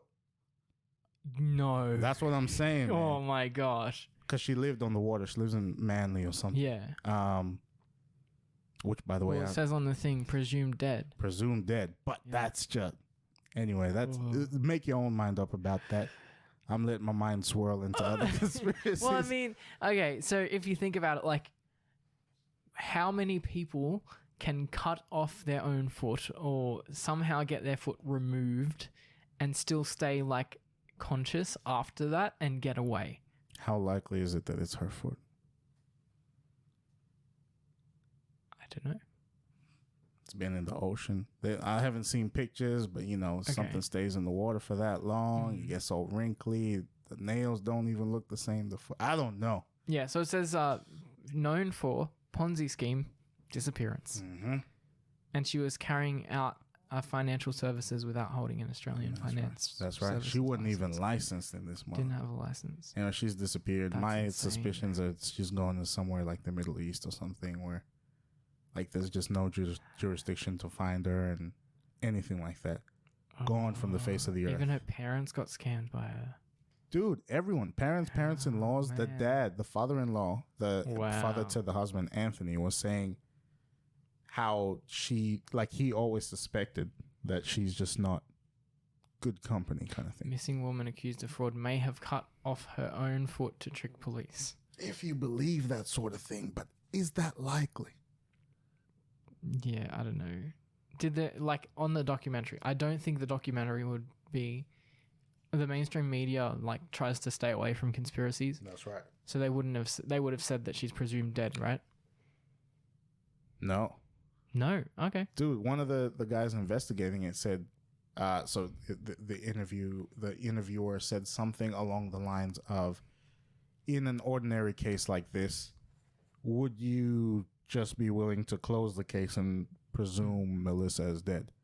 And he said under normal circumstances, right? Yes. If someone had just disappeared and they just found a foot, But in this case, she was doing all this fraudulent activity. Yeah. The husband asked the question was asked to one of the police officers. Now, not like this other guy that I was just talking about.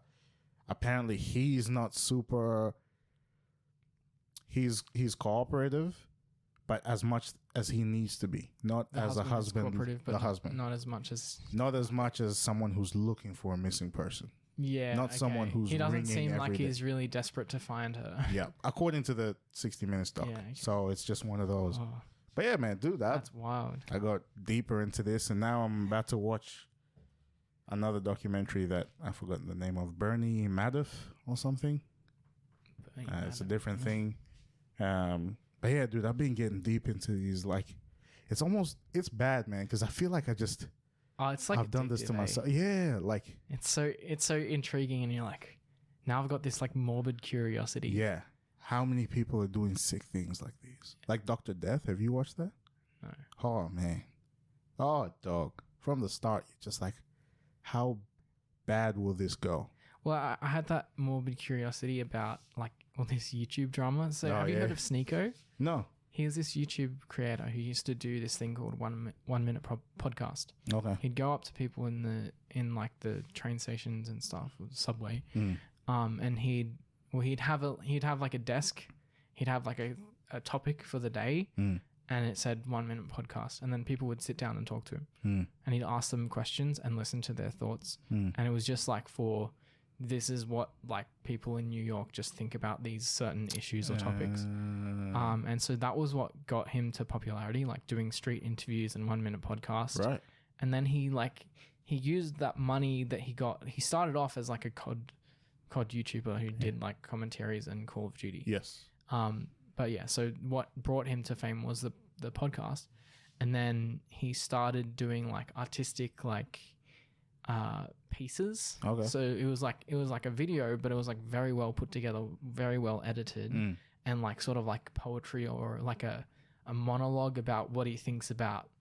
One of them was on like ADHD. One of them was on happiness, and like they were like really well made, really nice, really good, like really well polished, and just like things that like make you think.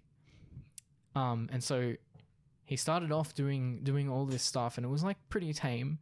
And he sort of was a bit edgy and sometimes a bit like extreme with some of the things that he said, but it was like he was sort of like pretty tame. And he sort of knew that he was being edgy. And one of my favorite clips that sort of got pulled up from the mix was I watched this YouTube video that was called the Unfortunate Demise of Sneeko.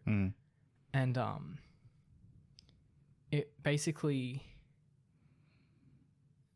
the downfall of Sneeko, I think. Oh. Yeah, I'm seeing something like that on Google right now.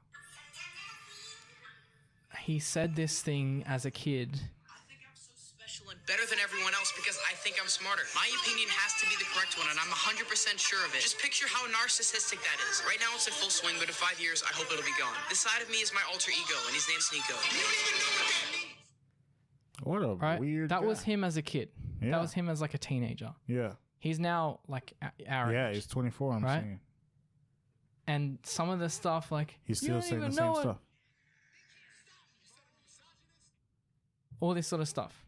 He's like, He's out he there. went full red pill. He went full Andrew Tate. Like people have called him like Andrew Tate light. All right. Like all this sort of stuff. Yeah. And so like the fact that he said that as a kid, he's like, I think I'm better than everyone. I think I'm smarter than everyone. This is my alter ego. And I hope in 5 years it's gone. Yep. Did not go away. Nah, he was enabled. It was so like... He was enabled. Yeah. Because you don't become like... depressing. Yeah. Well, Have you heard of ABBA and Preach? Yeah. On YouTube? Yeah, I've heard of them. ABBA, every time he went down like this path, this red pill, this like, oh, I'm going to like, you know, all this stuff about just like dunking on leftists and like, oh, blah blah blah, oh, the feminists suck and women suck and blah, and like, and getting involved with Fresh and Fit, but like taking all the stuff to like the worst extreme understanding of what they're saying. Okay. And like following Andrew Tate's every word, and Andrew Tate's so amazing. But then like hearing the stuff that Andrew Tate would say and then like interpreting it in like the worst way that you could possibly interpret it. And just like going down this path of like, oh, the Matrix is real and you need to wake up and you can't stop me and I'm going to say the truth and I'm going to, and like just like burning all the bridges that he could. Damn. And ABBA was like, dude, you need to slow down. Yeah. Because you're going way too fast and you're going to hit a wall.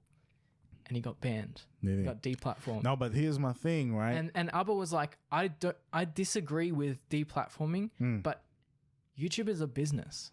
YouTube is they've got advertisers writing on this, and so if you're not gonna like fall in line and you're going to do all this stuff, like some of the stuff that he did, I don't even want to say the stuff that he was saying, because he was saying some stuff that was like he basically.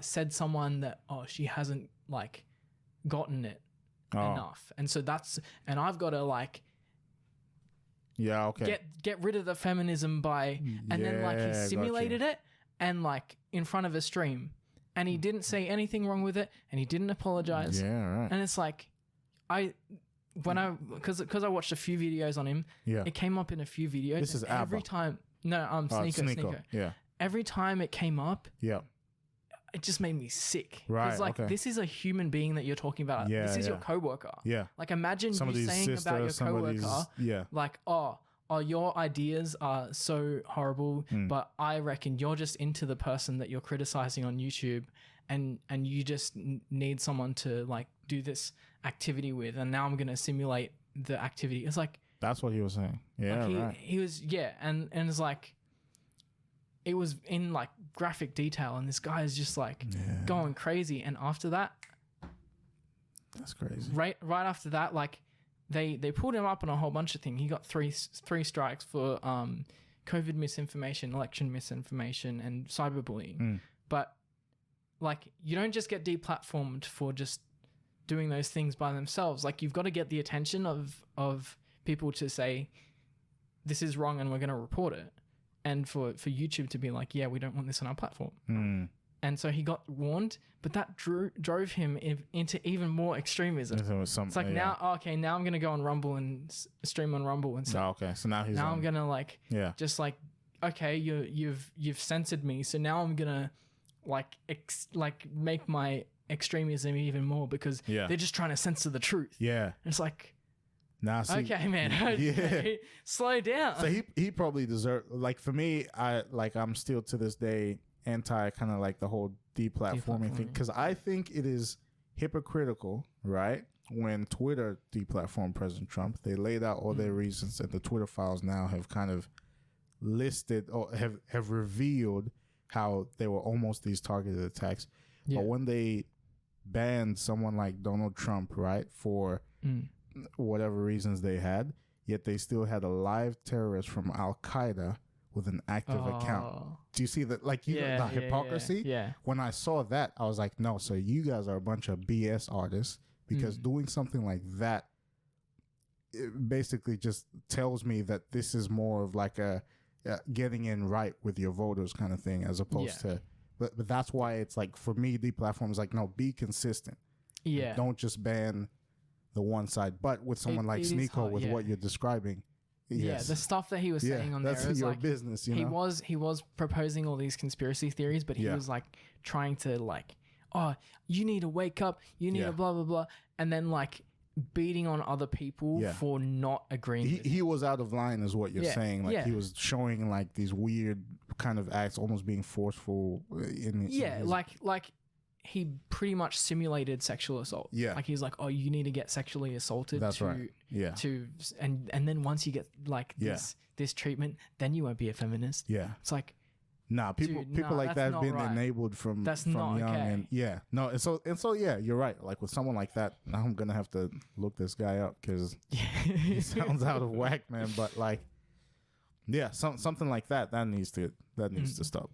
And the thing that made me like laugh so much was he was always on this thing of like, college is a scam, like, university is a scam, the Matrix is real, blah blah blah, all that sort of stuff. And he had a stream. He went on like a call, and ABBA was on it, and another guy called Mutaha, Destiny, who I talked about before the podcast. All these sort of like people who are like, they range along the political spectrum. Gotcha. And they sort of like understand where he's coming from, but they disagree with him, but they're like civil about it. And so he had a conversation with these guys about, should people go to college? Is it a scam? All this stuff. And he's like, yeah, well, anyone can do this. That's why I'm running. He started a program similar to Hustlers University. It's called like Creative something. Okay. But like, it's pretty much Hustlers University. Right.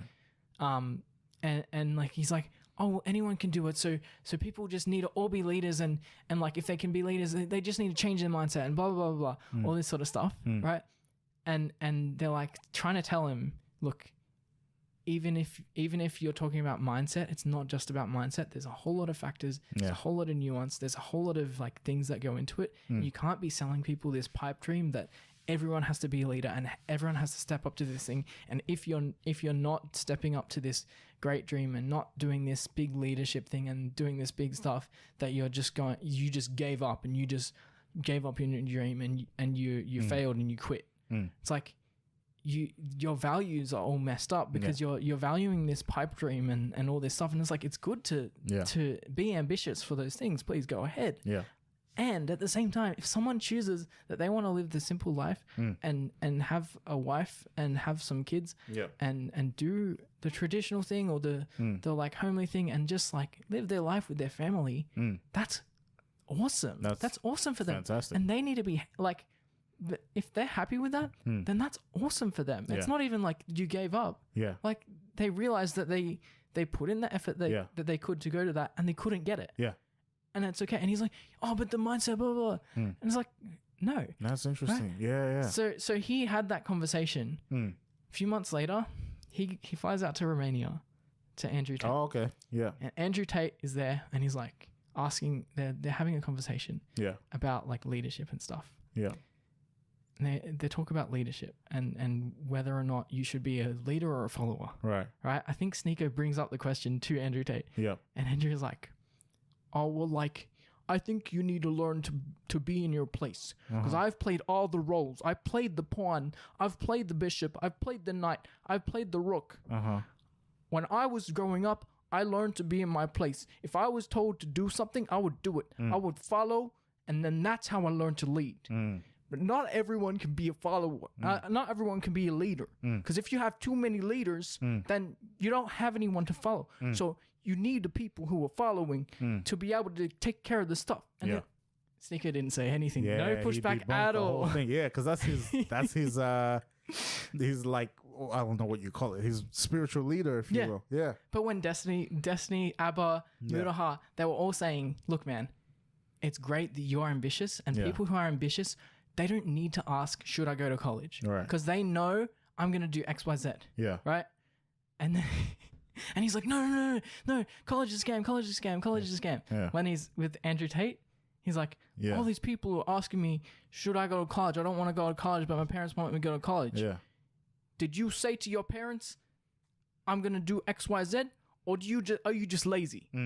That was what he said. Yeah. And Sneeko had no pushback on that. Yeah. And I was like, dude, that's hilarious. Yeah, dude, the pushback. Because he, like, Tate dropped some real stuff. Yeah. Like, he calls out laziness. Like, and that's what I think. What color is your Bugatti? Yeah, what color is your Bugatti? But, like, so I think about Tate, like, I think the most amazing thing was that Tate, when he got deplatformed, he, instead of, like, going, well, screw the system and stuff like that, I'm just going to rebel. He was reflective, and he was like, yeah, look, I wasn't responsible with what I was saying. Yeah. And I need to be more responsible about my message. Yeah. Because I need to think about how people are going to take what I say. Yeah. And he changed his tune a little bit. And it's like he hasn't changed his core message, and some of the stuff he says is a bit like whatever. But it's like he genuinely like took in the criticism of, hey, you're saying some stuff that people are taking the wrong way, and they're proposing some pretty messed up stuff. Yeah. And Tate took that and he adjusted. Yeah. But Sneeko doubled down. Yeah. Yeah, he went his own, but he, like, I don't know, people like that usually they're enabled from young kind of thing, and but yeah, like with all that, absolutely, because like the longest video I've watched of Andrew Tate was on like one of my favorite, like Patrick David's podcast. Oh yeah, he had like a 5-hour interview, and like that was the biggest like tell all where if I had just listened to what everybody was saying about Andrew Tate, be like, oh, this guy's an a-hole, he's this and that, he's this and that. That put it into perspective. That like, yeah, maybe I don't agree with everything he's saying, but he's not the I don't know, like with the way he's being described as like, let's make all women slaves kind of person. But now with the recent development of things, it's like, I don't know how. So like the way that I see it with Andrew Tate, and we may as well like talk about him because stuff about him happened this month as well. Yeah. So like he was arrested for allegations of sex trafficking and fraud. And like I think that he had some great takes on like self-improvement and stuff, but it's nothing new.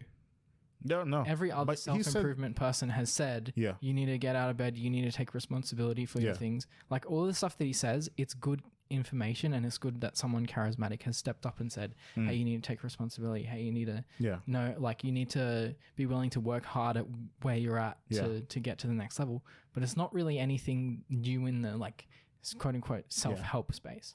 I think what he did was disruptive because he called out, right, and this is where it's like, I think from his takes, I'm now of the belief that no, like there's something to this Matrix business, because what he went about calling out wasn't necessarily he called out the fact that we're moving to a society that's more dependent on the consumption of stuff like medicine and technology. I don't know what his Matrix thing is, because I hear it all the time, and I'm like, yeah. So like when he was deplatformed, he was deplatformed from obviously the big ones, the Googles, Facebook, Twitter, like the Gmails, Facebook, Twitter, YouTube. But he was also blocked from his bank. Yeah. So he's saying the interconnected. So when he says the Matrix is real, I'm thinking of the movie The Matrix, where people live in a simulation. I've never watched. No. He's talking about. I've never watched The Matrix. He's talking about the day when he was deplatformed. Yeah. Right. All those companies I just mentioned. Do you know what other companies? Airbnb blocked him. He got blocked from Uber as well. Like those are like, where does that come from? They're not connected to those things. Yeah, but it's just one of those things where like it happened but in a matter of... But if he got deplatformed, like I understand that like that seems suspicious, and at the same time he's in the public eye. Yeah. It's like I can't be like, oh, well, because he got deplatformed, and on the same day that he got deplatformed, he also got blocked from Uber and from Airbnb and all this sort of stuff. Like, I see. Okay, there's some sort of cabal that's controlling all of these companies. Because it's like he's in the public eye. He's been publicly banned from these places, and so these other companies are taking a stance. Whether or not that's controlled by some people, like there's no evidence for or against. I see what you're saying. There's just evidence that they blocked him for whatever reason, and like I think I don't think it's evidence of anything. I think it does like show that there's some sort of like weird. Nothing confirmed. Obviously, it's suspicious. I should say that it all happens almost within the span of like peculiar. All happens in the span of whatever. But I just think that there's something to it that right around like COVID season, for instance, right? He goes about calling out like pharmaceutical companies and how we depend on them, and like he was staunchly against that kind of stuff, and he said I haven't listened to his opinions on pharmaceuticals, and I think like some of his stuff on mental health, I think it's dangerous for you to say, oh, mental health is not a real problem. That stuff need to toughen up and that's like, all that. I'm like, that's like an old school kind of way that doesn't necessarily it's dismissive for today, right? But a lot of the stuff that he was talking about was like it's too easy for us to run to a pill as opposed to like actually figuring out what the problem is. So he was talking about like people who are, they're struggling to date and they're struggling to get by in life. They're wondering why they don't have a good job. And the way that they medicate is food, pornography, and they run to like,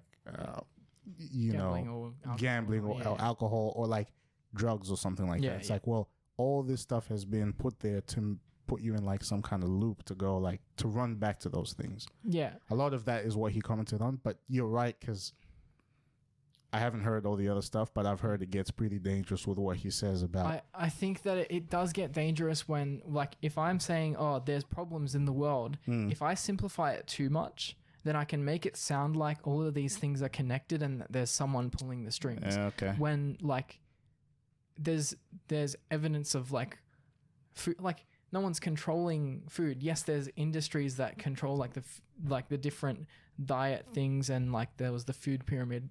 There's definitely stuff that's like, oh, I don't like. There's someone trying to give an agenda. There's always like agendas around, but to think that there's one unified agenda, like you need to think about what's it like working with other people, and are you ever able to agree with someone who's in your own vicinity? Yes, sometimes, but are you going to be able to have like one agenda? Okay, put that on a bigger scale across many companies, across many things. Like as much as it's nice, simple explanation for all the problems going on in the world, for me to assume, oh, well, there's these families that are all in high places in power and blah, blah, blah, blah, blah. And they're all controlling and pulling the strings, and this person from this bank can call up this politician and say, hey, can you do this? What happens when they disagree? No. What happens when, like, I don't get along with my family. I don't agree with my family about everything. Yeah. And so it's like there may be some connections, and like you can't just discount it completely and say there's no leadership connections across the world. Right. But you can't also say just because these people are here, there's definitely some sort of conspiracy going on. So I understand that and so going, there's the Matrix is real, and so I was like, are you saying that we live in a simulation, or are you no saying he wasn't saying that at all. No, but I understand what you're saying. I think more and more he's probably calling out what we've become more awakened to with organizations like, for instance, BlackRock and Vanguard owning a bunch of the same companies. Have you seen that kind of thing? I'm not familiar with that. BlackRock and Vanguard own like stakes in some of like almost every company in the world. ETFs? Exchange traded funds? I don't know. Yeah, I know Vanguard is. I'm not too sure about BlackRock, but it's that kind of thing. I'm gonna have to send you these videos outside of, because I have them in like a folder kind of thing. But yeah, look, I think the extreme that you're talking about exists. I think the message that he had really enabled the extreme, but I don't think he was in that extreme himself. Yeah, no, I liked Andrew Tate not because I would class him in that extreme, but he was vocal about it to a point where he brought up some stuff that like I thought was very relevant to bring up. Like in today's day and age, right? At, you and me at 24 years old, relatively healthy, the first thing we shouldn't run to if we're feeling sad or afraid or like anything like that, it shouldn't be alcohol, shouldn't be drugs, like that kind of thing. Yeah. That's the stuff that he was bringing up, because he was... Yeah, definitely. A lot of the stuff that I've heard anyway was him saying, listen, like at this age, don't be depressed because you're broke and out of luck and you can't do this and you can't do that. Like a lot of that is just like, you have to figure it out. Running to these things won't solve your problems. It'll just create more of a problem down the line. Yeah. That's more of the stuff that I heard. Yeah.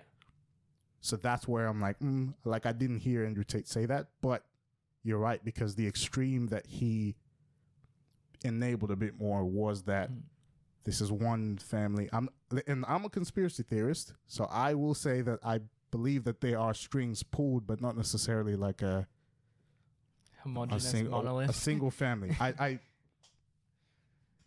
think people work towards their own agendas, and oftentimes when it comes people use each other. Yes, I imagine. And I just imagine that when you found a system that works and it caters to you building your vision and somebody else building your vision, you're just going to keep repeating that system and scaling it. Yeah. And I believe that that's what a lot of companies do. But like the thing that worries me about like the JQ and just like that sort of stuff is you get people like Kanye, who he has no idea what he's talking about. Right. Like he goes up on Alex Jones, says a few words, says how much he likes Hitler, and then as soon as someone asks him a real question, he says, "Oh yeah, tell him Nick." Oh, and he defers to Nick Fuentes every time. I have to watch this because I actually I haven't watched it, but I hear I'll have to find it. Yeah, no, it's I know where to find Alex Jones, so I'll watch it. But yeah, like I'm hearing a lot of stuff from the pod. If you listen to that, you'll notice that every time that Kanye, every time he gets asked a question, like even the mask thing is like weird, but like he has all these explanations for all this stuff, but it just really seems like he's getting taken advantage of by Nick Fuentes. Oh, okay. Because Nick Fuentes basically answers all the questions and tells him what to say. Oh, okay. And like a lot of the ideas that Kanye is flagrantly talking about without like a care of like what it means or how it's taken or optics or anything like that. And then like Alex Jones tries to do damage control. Oh, but you don't mean that, and tries to use like dog whistles. Oh, you don't mean that. You actually mean this, right? Yeah. And he's like, no, I actually mean that. Right. And it's like, oh, you don't actually love Hitler. You just love nice suits. Oh. He's like, no, I love Hitler. Oh, right. Like, and so like Alex Jones is trying to like pull him in and be like, hey man, like you can't say this stuff and blah blah blah. And it's like, if Alex Jones, conspiracy theorist, notorious for like saying some pretty crazy stuff, if he is trying to pull someone in, that person's gone really far down the rabbit hole. Yeah. And yet Nick Fuentes follows him around like a lost puppy. Yeah. And he's there at every meeting. Interesting. He met Donald Trump at their dinner that they had. Yeah. and Donald Trump's like, oh, this guy seems like a smart guy, all this sort of stuff. But like Nick Fuentes, all the ideas that he already like pushes seem very adjacent to the stuff that Kanye is saying. Yeah. And so it's like all of those types of things, they worry me because like if Andrew Tate's ideas are adjacent to that, then if people take it the wrong way and then go down the rabbit hole, if they're already, you're saying because there's some overlap with some of what Andrew Tate says and the ideologies because Kanye says stuff about the Matrix too. Yeah. I think with Kanye, it's a complicated case of he's mentally ill. There is that, but I like remember when he was talking about like how they were trying to keep him from seeing his kids. Like around then, like well, they blocked his banks. I think they froze his accounts. Froze his accounts, but and well. Things like that. Now they did. Oh, now they have. They've frozen his accounts because of the stuff he said about Hitler. That makes sense. But I think they also. I think he said something about like he doesn't want to bank with this certain. No, that was Nick Fuentes. Maybe it was Nick Fuentes. No, but they froze his accounts. Yeah, because he said that stuff about Hitler, which is like. Yeah, that's what like, you don't want to be associated with him. Yeah, but no, I completely understand. I mean, what I got away from that as well is maybe don't get into it. It sounds I don't care. Don't get into a relationship with a Kardashian. There's no way. You don't come out the same, bro. You don't come out the same. You lose your money, your mind, your kids. Jeez. Yeah. Not good luck to him. No, I just So the stuff about Andrew Tate, like, and I was going to talk about this. The thing about Andrew Tate is he has said some good things, but I don't think it's new to the self-help space. No. And I don't necessarily like the self-help space makes billions of dollars. I think the novelty in what he says, kind of like going back to what we're saying. I think it's repackaged. I think it's the same thing repackaged. The self-help stuff, yes, but I think the novelty in what he says was the calling out of said matrix. Like it's almost as if it's but the criticisms of people saying we're in a matrix and it's all connected and it's all this stuff. It's been said before. It's just repackaged. So yeah. Again, I think the matrix, the way I've heard matrix being talked about before is nothing is real. But so what I'm saying is like the idea of that like pharmaceutical companies are doing certain things and these other like all of the different world like powers and stuff are doing certain things and everything's connected. Yeah. That has been said before. He's just packaged it into something nice that has now become this ubiquitous nothing burger. Because interesting. Because when someone says to me the Matrix is real, now it just means nothing. I'm like, okay, so you're just trying to now you're self-reporting that you're an idiot. No, I don't know. Because the ubiquity of it and the amount of people who just repeat and are like ironically they're like, oh, wake up, sheeple. The Matrix is real, but everyone says it. Yeah, everyone says Andrew Tate says the Matrix is real. Then Sneeko says the Matrix is real. Logan Paul says the Matrix is real. As soon as it starts getting said and said, you're saying it's become it means mainstream. Nothing. But that is okay.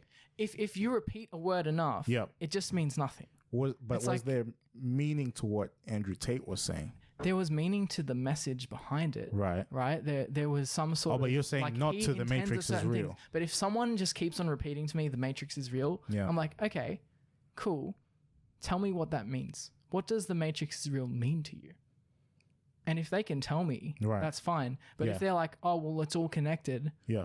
Okay, what does that mean? So are you more mad at Andrew Tate or the fans that follow I'm mad sheepishly? At the people who follow him without any critical thought. Because they are just taking on this charismatic guy who seems to have all the answers, and he's the player. He's got the Bugatti. Yeah. He's got all the women. Yeah. All this sort of like he's the dream man. Yeah. And you hear him talk about his life. Sure. And it's really funny because they must not listen to him when he says it. Right. He basically says that, oh, you could put the most beautiful girl in front of me and I wouldn't care. They don't listen to that part of what he says. Yep. No, so they pick and choose what he says. Yep. But he seems to be this perfect alpha who they just like, he's the top G. Oh, we're going to free the top G. Yep. All this sort of stuff.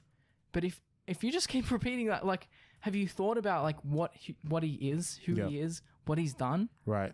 No. Okay. So none of what you're saying is what I'm disagreeing with. But I'm saying, have you thought about the antithesis of an Andrew Tate?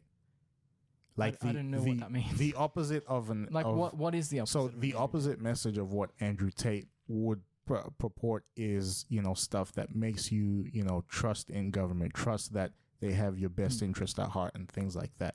Trust that if it's in the hands of the bigger powers, that things would be better than if it was in the hands of the individual kind of thing. So for instance, right, like I bring to you, like, do you know Alexandria Ocasio-Cortez? Well, she's like a U.S. I don't know if she's a senator. I don't want to get, because I don't know how their system of politics works. She's a senator. AOC. If you typed in AOC. AOC. Yeah, United States Representative. I think that means senator, or she's in the House. I want to get the title right. What about her? Anyway, she had like this big grand plans a couple of years ago to get rid of all public transport, planes, trains, buses, all that kind of thing, because that would save that's the stuff, like, it's going to save the environment. It's going to, you know, allow us to, you know, move around in like it was called the Green New Deal. Type in AOC Green New Deal. That was like her big thing. And like people like that are the opposite, who purport this idea that, no, there is no, like that everything that is, everything can be solved by the government, everything by politics and government and things like that, and that there's nothing to worry about. Just put your complete trust in that. Like the amount that you're frustrated with Andrew Tate and his sheepish followers is the amount that I'm frustrated by someone like AOC. Yeah, so like I'm not saying that we should do the opposite. Yeah. No, I'm not saying you are. I'm more just bringing the opposite side to that, where it's like the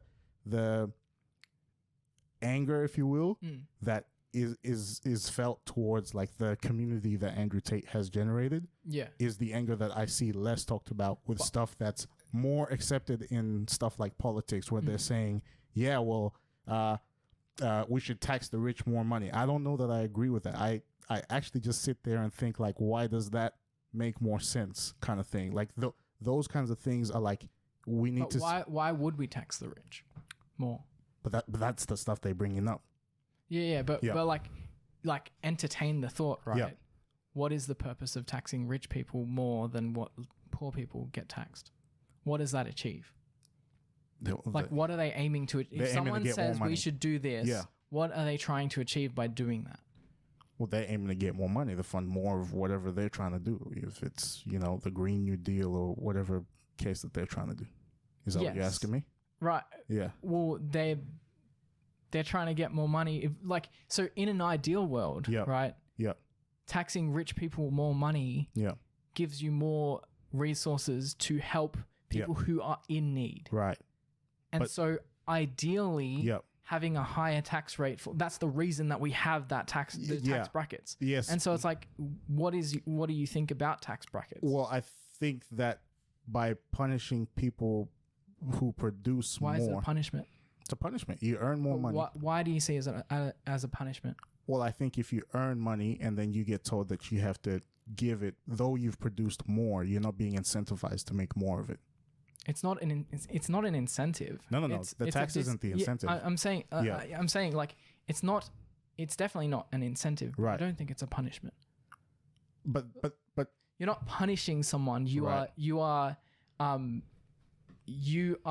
like obligating them to help. And maybe that seems unjust, but if there's no moderation at all, and you say, oh well, the rich can give to the poor if they want to, they won't. That's not what I'm saying. But I don't think that's what you're saying. But, but that's the extreme of it, and exactly. But that's like if we were to think on all sorts of extremes. But then, like if you think about it, like someone produces jobs and someone is able to, you know, just create something that society is able to enjoy and live off of, and then they earn more money, right? They create more wealth for themselves, And like everything comes with consequences. So the natural consequence of them creating more wealth for society and themselves is now you have to give an even larger, we're not even talking about you have to give more, because if it was the same percent, the more you earn, then you just give that percent. You're now saying I have to give an even larger percent of the wealth that I've created for creating wealth in the economy, for creating wealth for people. That's why I'm like stuff like that obviously you get into like big debates about. But if you would have just think of actions and consequences. If it was an easy choice, then we would have already solved the problem. Exactly. And so like just thinking of it in terms of like actions and consequences, you're telling someone that the consequence of them creating more wealth for them and other people is that they're going to get more of that wealth taken away from them. Well, but that depends on how they interpret it. Because if I'm earning a lot of money and I'm attached to that money, I'm like, this is my money and I need it. Yeah. Hang on. Hang on. If I'm like, I need this money and this belongs to me and this is all mine and I earned this and so I have an entitlement to get all of this money and it belongs to me and no one else can touch it. Okay. Versus, if I'm like, hey, I've earned this money, but I am willingly going to let some of this go to help old mate on the street because I don't see him because I live somewhere else. So I'm happy for that to be redistributed. Yeah. So based on my interpretation of what tax is, that determines how I feel about being taxed. Do I feel like I'm helping by earning more money regardless of how much is getting taken off? Right. Or do I feel like I'm being stolen from? Right. Right. And that's based on the same amount could be taxed and I could interpret in two different ways. Of course, but I'm saying for the sorry. So which way is better for a cohesive and like caring society? Right. Well, it's ideally we wouldn't have taxes. We would have people who earn more money willingly helping people who are in need. But that's what I'm saying. But that's not what we have. Well, the other side doesn't work any better because obligating people to give money is not actually giving or generosity. But like even think of like Christian values, right? Yeah. And you go, okay, when we are part of a church, it depends on the church you go to, but a lot of churches in our circles will say God commands that there's a tithe, right? 10% of your income, no matter what, goes to the building of God's house, right? And so if I earn all this money, like that's putting a position of surrender to God. Yeah. And so I can understand going, well, I don't trust the government, so I don't want to surrender my money to them because I don't trust what they're doing. Yeah.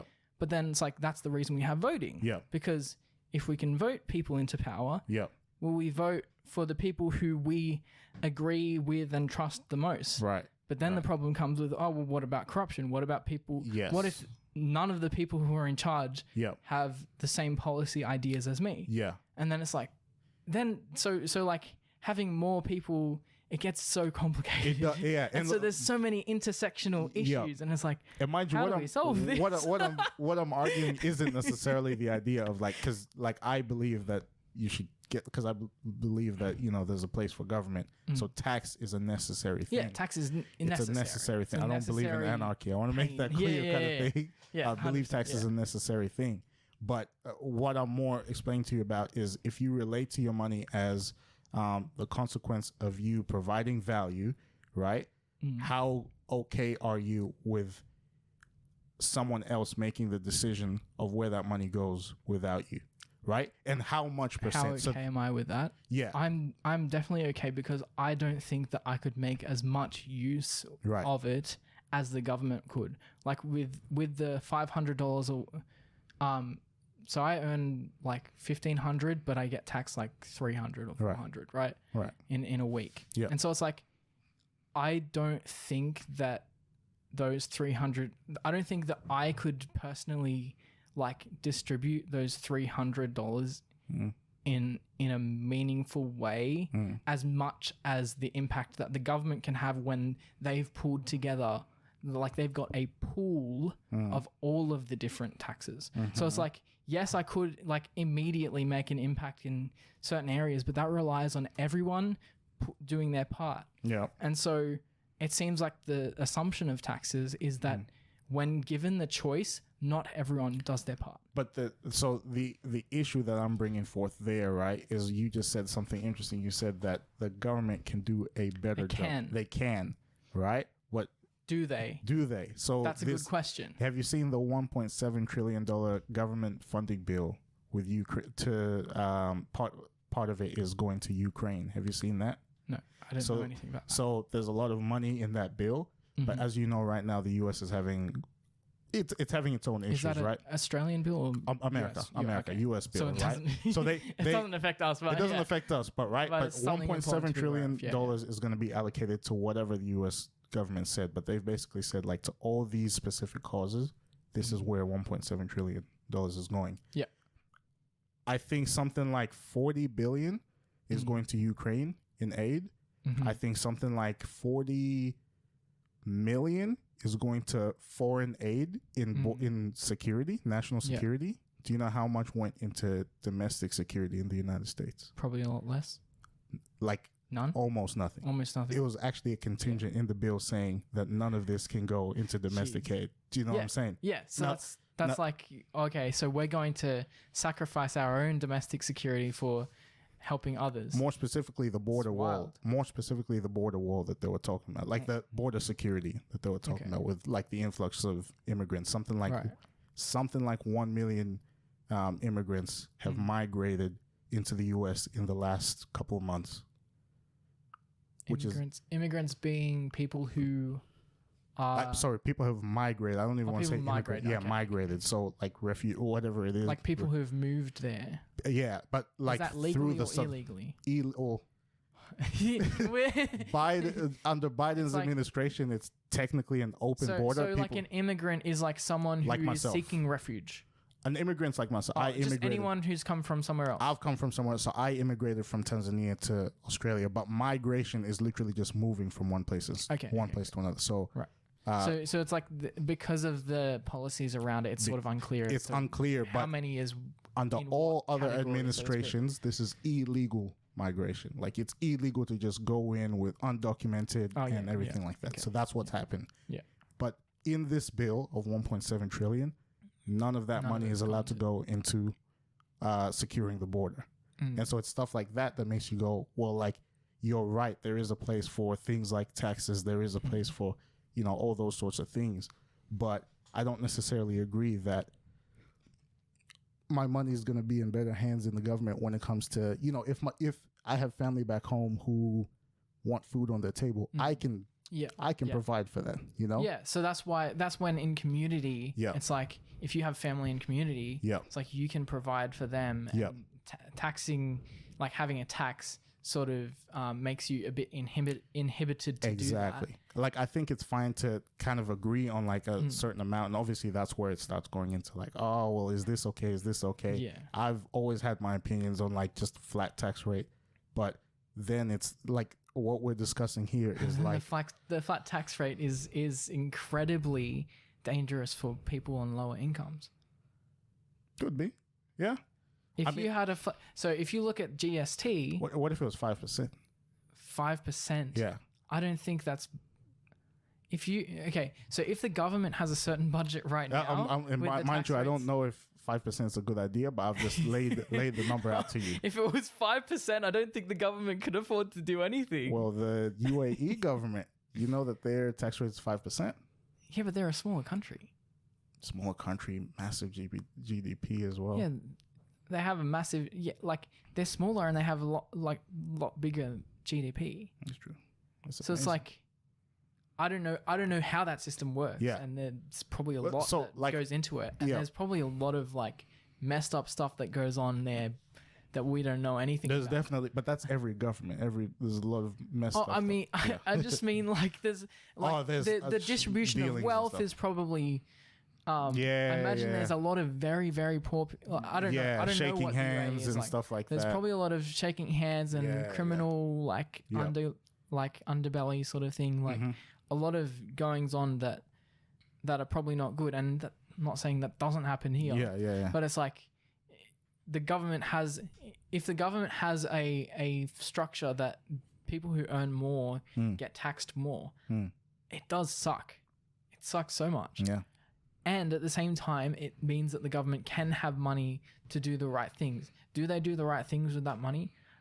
Sometimes they do, and sometimes they don't. And I don't know how to fix that. And it's like that's why having like so many like things intersecting, we have so many issues going on in the world. Yeah, we can't solve all of them, and so it becomes like a game of like trying to convince people that this is the issue that we need to focus on. Exactly, yeah. And you're never going to please everyone, because if I focus on one thing, then this other group is going to go, oh, but what about this? And I'm like, I don't have enough money to do that because I'm already focusing on this. It's like, there's too much like stuff to, and so it's like, you can never get it perfect. Yeah. So my just to kind of clarify my stance on stuff like that, right? Yeah. In terms of like the money that income tax and stuff isn't necessarily pay none, because I think it's necessary. Definitely. But I think the stance is you incentivize a lot more people to do a lot more good, even if there's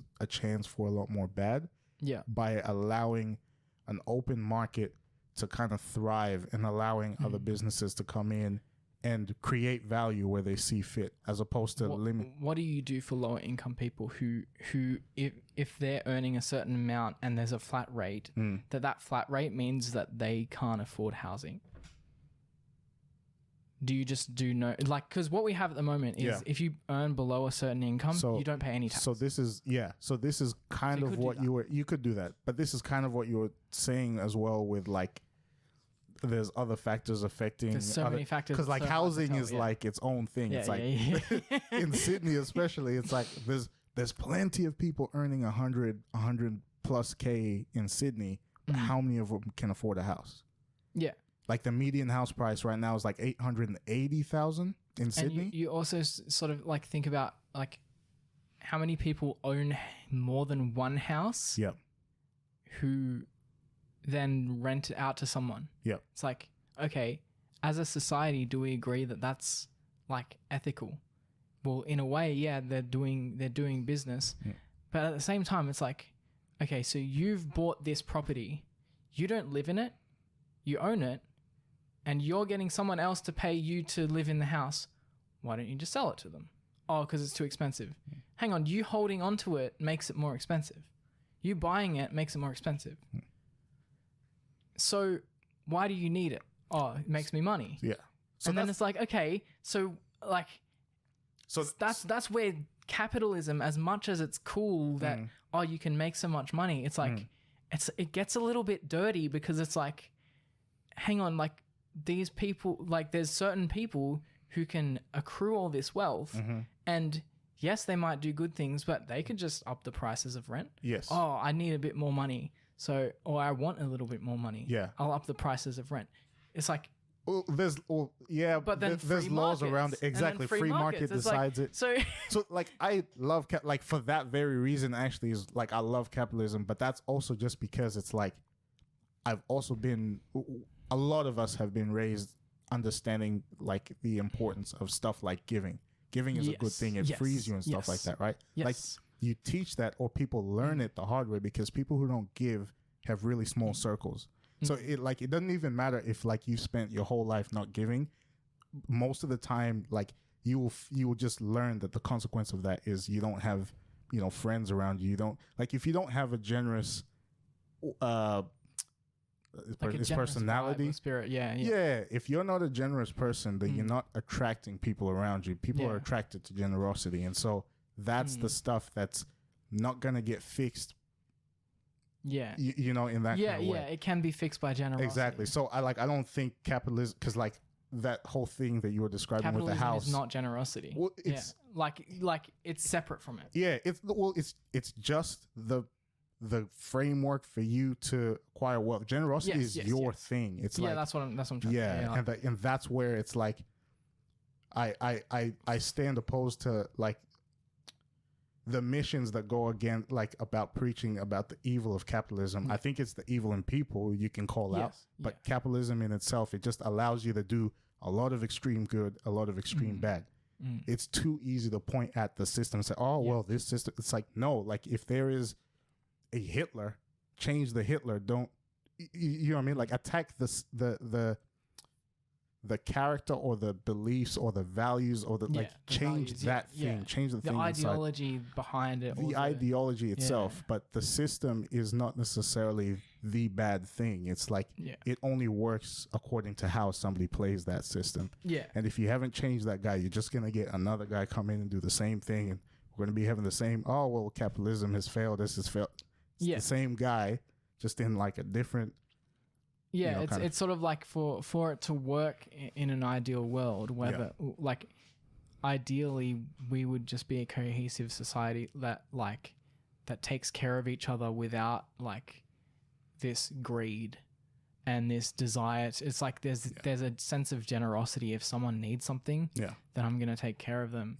And I don't think any like political like agenda is going to bring like a sense of generosity to people's hearts, because there's like this innate like desire for us to like we just I think we need people to be better. I think as soon as you I'll put it this way, I think as soon as you put the obligation to give to anyone, it ceases to become a giving. It's not generous if you're obliged.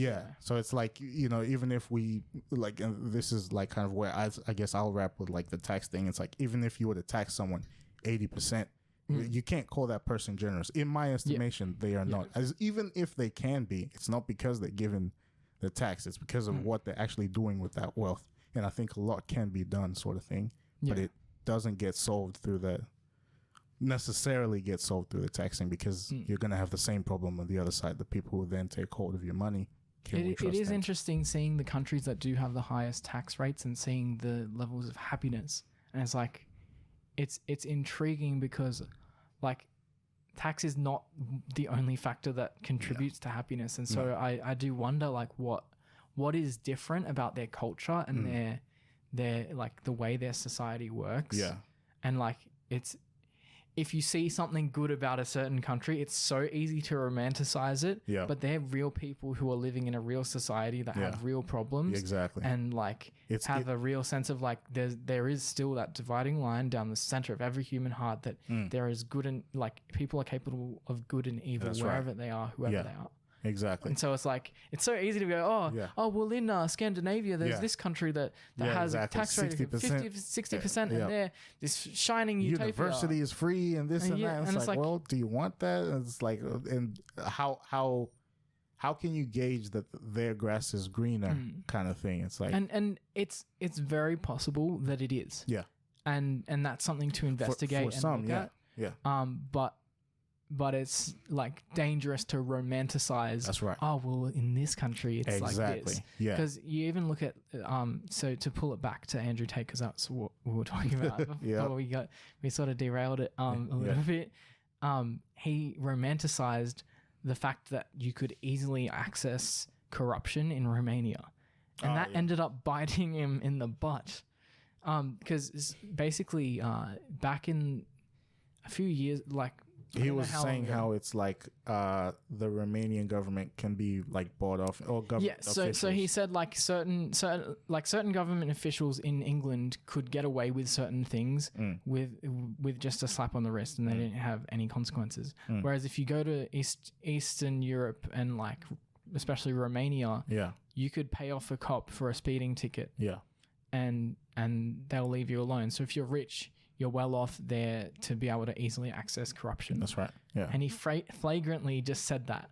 And you think about like a country that wants to be taken more seriously, seeing this guy flagrantly posting, like saying stuff on podcasts and on things that's public to them, saying Romania specifically, that's where I'm moving because they have corruption that I can easily access. Okay. Let's just dig up some crimes that you've done and just some allegations that you've had. Let's just dig that up, and you don't take us seriously because the corruption's easily accessible. Okay, under arrest. So on the PBD part, like, because I know he said this like before, but like he brought it up again on the PBD podcast. But his tune on that was more like in Romania. The corruption is more transparent than it is in like the Western world. Okay. So he was more saying stuff like. It doesn't matter how he was saying. It doesn't matter how he was saying. I want to access corruption. So that's where it's pretty messed up. Yeah, it's bad. So what I was trying to get to was more just like. Yeah, he said it was. I'm not a big fan of Andrew Tate. Yeah. Oh, really? Who knew? No. Yeah. But no. So he was saying that it's more transparent. He had this real good 5-minute sort of when they were on that topic where he was describing why he moved there, and the way he explained it there, it was more than I want to commit. He didn't say I want to commit. I want to be able to commit crimes and not get in trouble. He was just like, well, it's kind of like on what we were talking about before the podcast. Not necessarily the stuff that he was saying about what wealth gives you access to and stuff like that, and that he doesn't have to be hypocritical about it in Romania. Oh, I'm a multi-millionaire. That kind of thing. Yeah. So what he was saying on PBD wasn't that he wanted to commit crime. It was more he felt that it was more the crime on stuff, the culture on stuff like crime was more transparent. Yeah, over there. Yeah, definitely. Yeah. Well, so the interesting thing about the accusations about his human trafficking, which is a horrible thing. I've heard this is a horrible thing to be accused of. Yeah. For someone to partake in that, it's just such a messed up thing to be. It's not just he robbed someone or he beat up a dude. No, if the allegations are true, what we're saying is he robbed people of their freedom kind of thing. Yeah. It's just horrendous. And so the thing that made me really sort of that sort of worried me was some videos that came that surfaced from Andrew Tate, telling people how he started his cam girl business. Right. Basically, so the thing about this is you could see it as, have you heard of a self-report? If someone's basically reporting themselves in a way just by saying too much or oversharing. They snitch on themselves. A self-snitch. Yeah. Right. Yeah. You could see it as that, but he's just talking in a video. Yeah. So he could be embellishing anything. But basically he goes over what's called the Loverboy method. The Loverboy method is I've heard this, you go and make these, you go and make someone fall in love with you. Yeah. And then you convince them to do sex work for you. Yeah. And so he was down in the dumps. He had been doing the kickboxing thing. He was on his last 50K, I think, or 70K. He was on his last 70K. And then he was like, oh, I'm running out of money. I don't know what I'm going to do. I don't have any work coming up. I don't have any, I can only do kickboxing seasonally. So I only have so much money to run off. And he said to his brother, what am I going to do? I don't know what I'm going to do. And so he's like, oh, I'm going to go to the casino to earn some more money. Okay. Because, I don't know, he was young and dumb and whatever. Right. And then he lost 50K at the casino. Oh, damn. So, 50 or 75? Or 40K. So he was on his last 30K after that. Yeah. And he's like, I don't know what I'm going to do. But at this point, I don't know, sports people, famous people being high profile, it gives you access to what he had 5 girlfriends at the time, which is pretty to you and I, that sounds ridiculous. It sounds like you're making it up. Yeah, you have 5. Okay, sure, man. You have 5 girlfriends. Right. Okay, man. But when you're of that status, it's okay, maybe you did. Yeah. But so the way he explained it, right? This is why it sounds so messed up. He was like, I was thinking about what assets do I have, because I kept on looking on YouTube, looking on Google, looking at all this stuff about you need to have assets, you need to buy assets. And he's like, I don't have enough money to buy a house. I don't want to buy a house because then I have to pay tax on that. I don't want to pay tax. And so he's like, what assets do I have? And he goes, I've got 5 girlfriends. They're my assets. Yeah. So that's the first part that's kind of that's problematic. Right. Yeah. And so he's like, okay, what I did was I flew in all my girlfriends and I was like, hey girls, they didn't know about each other. He's like, hey girls, this is I've been seeing all of you at once. What I want to do is I want to start a business with you. I want to do cam girl stuff. I want you to sit in front of a camera. They had never done adult film industry before. Yeah. And he tried to convince all 5 of them. Only one stayed. And then he did more like swooning people and going to clubs and trying to recruit people. He eventually got a few people. But what he said, this was advice on how to basically do what he already did. So this was a video saying, hey guys, this is how you earn money, just like how I did. And it had been taken down, but I think it was like archived or something, or someone had saved it. And he basically was saying, what I did after that was I got one of my girls to come with me to a girl that I was seducing at the time, come and take her to dinner. And I didn't say anything. I didn't sell her on anything. I just asked the girl so that the girl would tell the other girl, my girl would tell the girl I was trying to convince about how good it was working for me. Okay. Now think about that, right? A wingman kind of thing, but in a... But think about like something like Epstein, right? Yeah. Ghislaine Maxwell. Yeah, how... Same thing, right? Because he's trying to... But like... Not... Allegedly. Allegedly, it sounds very similar. Yeah. Right? Like, I'm not saying that he did that because he could have been lying. Yeah. But it sounds eerily similar to that. And so he's like, I got this girl to convince the other girl that how good it is and how much money you get paid and how you make so much money. Right?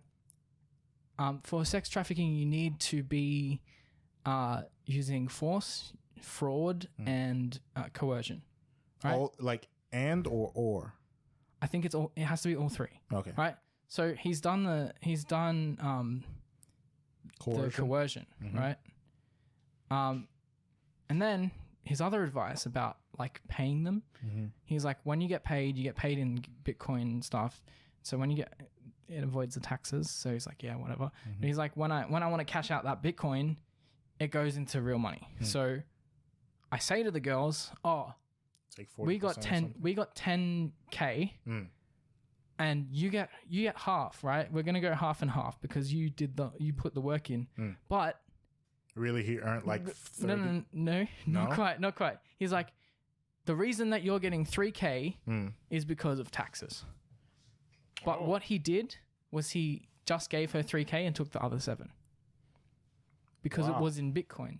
But he said to them that and then he's like, and then he's like, what I would do is I would just write out a fake tax form, get them to sign it, and then chuck it in the bin. That's like scammy and illegal. Fraud. It's fraud. It's tax fraud. Yep. He wasn't declaring this income because he didn't need to. It was all Bitcoin. Yeah, but he'd tell the girls that, this is the story that he told, right? There's no way of like coming up with evidence that this is actually what happened unless someone testifies to it. But it's like, okay, so you've got fraud, you've got coercion, and then there were stories about him taking their passports. There were stories about like flying in people and them not having access to passports or being told that if you don't obey, you can't go out of the house. Like he's been heard on podcasts saying you can't go out of the house, you can't leave, you have to stay. You can't have your girl going out. So they're dependent on. So that sounds like force, right? And so it's like there's a lot of like things that sound like he may be guilty, and I don't know if he is, but it doesn't look good for him. No. My friend was telling me like in terms of like the evidence that's been piled up, which seems pretty strong. It's like. Well, they wouldn't have arrested him and put him in detention if they didn't have a case against him. I think they've raided his house before. They raided before. Arrested him overnight before. Yeah. But this is probably like the furthest it's gone. Well, they've extended his thing. They've done a second 30-day detention, and he wants to appeal that. But his first appeal got denied. Yeah, right. Yeah, that's right. Yeah, because it was like a no bail thing as well. Like there's no bail because if it's something that you could leave, then they don't want you leaving. That's right. Yeah, man, dude. No, it goes deep. But then he's like posting like, "Oh, the Matrix is attacking me." And it's like, dude, if you committed this crime, the Matrix is not attacking you. You're getting like justice for the crimes that you've committed. Yeah, like if the allegations are real, then it's like, let's deal with this problem here because the Matrix is the least of your problems. It's like, dude, you did the wrong thing and you need to suffer the consequences. And as much as you may have changed your mind, you may have changed your tune, like it's too late. Because if you've done those things, then you've taken these people's freedom away. Yeah. And their innocence. Like they weren't in this industry before. Yeah. Who knows where they are now? If they're now stuck in that industry. If they feel trauma from that and have now like, and it's like, but the most intriguing thing is that you look at the Tate fans. At first, when he got arrested, oh no, he couldn't have done that. He wouldn't have done that. Now it's, oh, but was it really sex trafficking? They were doing cam girls. They could have left whenever they wanted. Oh, is that what the so the Tate fans have moved the goalposts? Right. Oh, he would never do that. He wasn't doing sex trafficking. Oh, I don't think he is, but everyone thinks he is. But you guys are just trying to hate on him because he said the truth. Oh, okay. Yeah, but so he did cam girl stuff, but he wasn't doing sex trafficking. And then you present the evidence like I just did, right? And I heard like people, podcasts of people talking, defending where they were bringing forth those arguments of these are the things that he did. Yeah. And their response was, oh, but if they willingly were his girlfriend and they willingly did the work, then is that really sex trafficking? He's not. Right. They're not held at gunpoint. But what's being said is like they didn't willingly do it. Right? They did. Well, it's like so they interpret it as like, oh well, they could turn off the camera at any time. They could walk off at any time. Hang on a second. But this place has security. I don't think their security is unarmed. Yeah.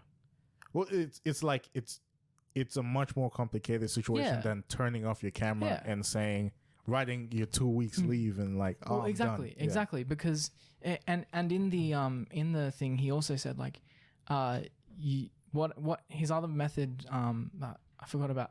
He would type messages to the people in the cam chats for her and make her feel like, because she couldn't reply to all these guys, so he would be typing, which is kind of like man, everybody talking to Andrew Tate. You thought you were talking to Olivia. To this girl, and you're talking to Andrew Tate. It wasn't Olivia. Oh my gosh. It wasn't Andrea. It was Andrew. I really like you right now. Oh my gosh. That's crazy. Man. But anyway, so he would type. Sorry, didn't mean to make light of something that's quite serious. You just traumatized some people, man. You made them realize, oh my gosh. I was so it's like so he would type the messages for her, and because he could type to so many people while she did her show, she needed him, and she didn't know how to do the taxes. She needed him, and he said in his course, "Oh, you need to do these things so that she needs you. Because if she doesn't need you, then she'll do it by herself at her home." It's very pimpy. Yeah, sounds like a pimp. The things he was describing sounds like a pimp. Yeah, it's like you. Because if I said, oh, this person, you need to make sure that they definitely need you and they can't live without you. Is that a healthy relationship of a boss, an employer, and an employee? Right. That's extreme, power dynamics. Extortion, yeah. Oh no! But they willingly came. They were in love with him. Yeah. He made them fall in love. What's wrong with them falling in love? Jeez. Because he didn't love them and he was using them. So this situation goes this deep, like he was, man. Yeah, and so it's like, that's why I'm like, as much as you can separate someone from their message, like you can separate a criminal from the profound and good things that they said, and that gets dangerously close to praising the criminal or praising, like you look at what Kanye said, and like if Kanye said, oh, I love Hitler, I think Hitler did good things and everyone deserves love, and so I love Hitler. I think he thought he was saying something profound, but the way it comes across, it's distasteful. Like, it's distasteful. Yeah. And it's like, it is very possible that the worst, scummiest people in the planet that have ever lived have done maybe one good thing in their life. Does that redeem them and make us want to praise them? Not at all. Yeah. And so that's what makes me so hesitant towards Andrew Tate, because it's like, as much as he has said some things that are like, yeah, that's interesting. Yeah. I don't think that he has had a net positive impact on the world, because the following that he has created is too culty. If they see him have this downfall and their response, rather than thinking critically and going, oh my gosh, this person that I followed has done some horrible stuff and he needs to be held accountable for that. If their response instead was, no, but it's not that bad. It's not that deep. Why are you guys thinking so? Why do you guys hate Andrew Tate so much? If they're doing that, then the next person who steps up to take his place, it's dangerous. Yeah. To just excuse what they've done because I believe in the message that he brings. Yeah. And like, I don't... Because they're following him. Yeah. And I say it so that it's like a, you know, if it's like a legal thing that we could, like, it's like, if any of those allegations are true, then it's like, regardless of the good that he's done, he shouldn't go like unpunished or without consequences for that. Yeah. No one should, but there's, you know, especially with someone like him living in the public eye, that was something that he risked and exposed himself to. Yeah. You know, this litigation, which has now become very public. Yeah. Which could end, very unsmoothly for him. So. Very unsmoothly. Yeah. Oh, I'm getting way too passionate about this stuff, man. No, man, don't speak your mind, bro, because it's like, you know, it's a conviction you have about, you know, what someone's doing. Yeah, I feel like I'm always just like catching up to the loop. Like the last full thing I listened to the only full thing I've listened to of Andrew Tate was him on him on PBD. Like that was you could tell me anything he's said and I'll take your word for it. I'd have to take your word for it. And by all means, like, you and the people listening, like, if you think that I'm full of it, go. No.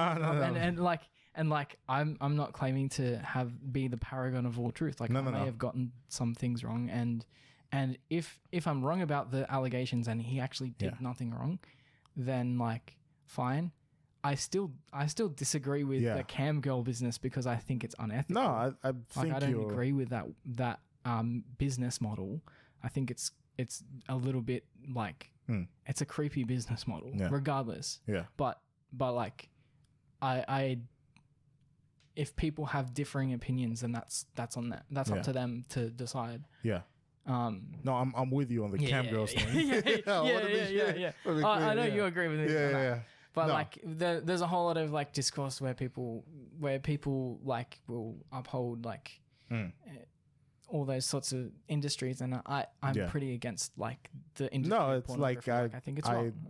We stand against those kinds of things. Yeah. And it's like just that those are our beliefs kind of thing. Yeah, but beliefs, I think the bit that I'm always hesitant on is, you know, like it seemed like the wave against Andrew Tate just felt like a push against some of the stuff that I had to hear it for myself. Him because he was like, because he was against the narrative of anti-establishment, anything else. Exactly. But if any of this other stuff which has recently come to light is true, then it's like, no, you can't. And the other interesting thing is that he deleted those videos of him saying, "This is how you do my online pimping." Right. Alleged online pimping. I have to do my research. I gotta do my research. In Minecraft. Have you heard people do that cop out? Like they'll say something that's like uncouth to say, and then they'll be like, in Minecraft. It's like, oh, I freaking want to kill you in Minecraft. Damn, what? No. Like they'll like make what they're saying something appropriate by like pretending that they're saying it in the context of a game. It's just a meme, I guess. I'll never get that game, man. I will even if you said like, I want to kill every Andrew Tate fan in GTA. In GTA. Ah, okay. Like, yeah. That's the sort of like meme vibe that they say. Yeah. I don't want to kill Andrew Tate fans. I think that justice needs to be served if he is guilty. But if you're a fan of him, then I want you to be thinking critically because like it's one of those situations where you can't just blindly follow this guy because he's a human being who has flaws and can do wrong.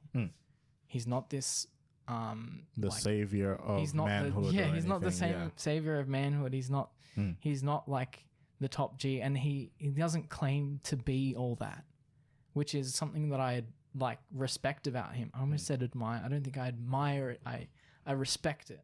I respect that although he does all this flaunting, he has said in the past like when I'm out there and doing something, I don't show off and be like I'm the top G and so I know everything. Like he's actually like shown humility, which gives me hope for like rehabilitation type of like stuff in the future. Like I think that people deserve second chances, but justice is also needs to be served. Yeah. And so like he needs to be punished for the things that he's done, but like after that punishment is over, like if he shows improvement in character, then that's a net positive for him. Yeah. And for the people who follow him as well. No, well said, man. Yeah. Yeah. We've gone into it's now 12. I don't know when we started this. Actually, yeah. Did you know Kanye got married? He got married here, didn't he? I don't know where he got married. I think it was in Australia. Maybe. No, I didn't know that. Yeah, so he got married this month. Good for him. To February? Let me find. You mean Oh, January? sorry, in January. Oh, okay. He got married in January. Good He for him. secretly married a Yeezy employee. Her name is, if it'll load, Bianca Sensori. Bianca? A Yeezy employee. Sensori. Italian. Interesting, right? Yeah. No, Just secretly got married. Did you hear about George Santos? Yeah, dog, he resigned today. Yeah. Oh, good riddance. He lied about everything. He's like, oh, I came from this background. I did this and that and the other. I'm a Jew and and I did this for these people. I don't even remember all the lies that he told, but I don't know too much about it, but I know he said that he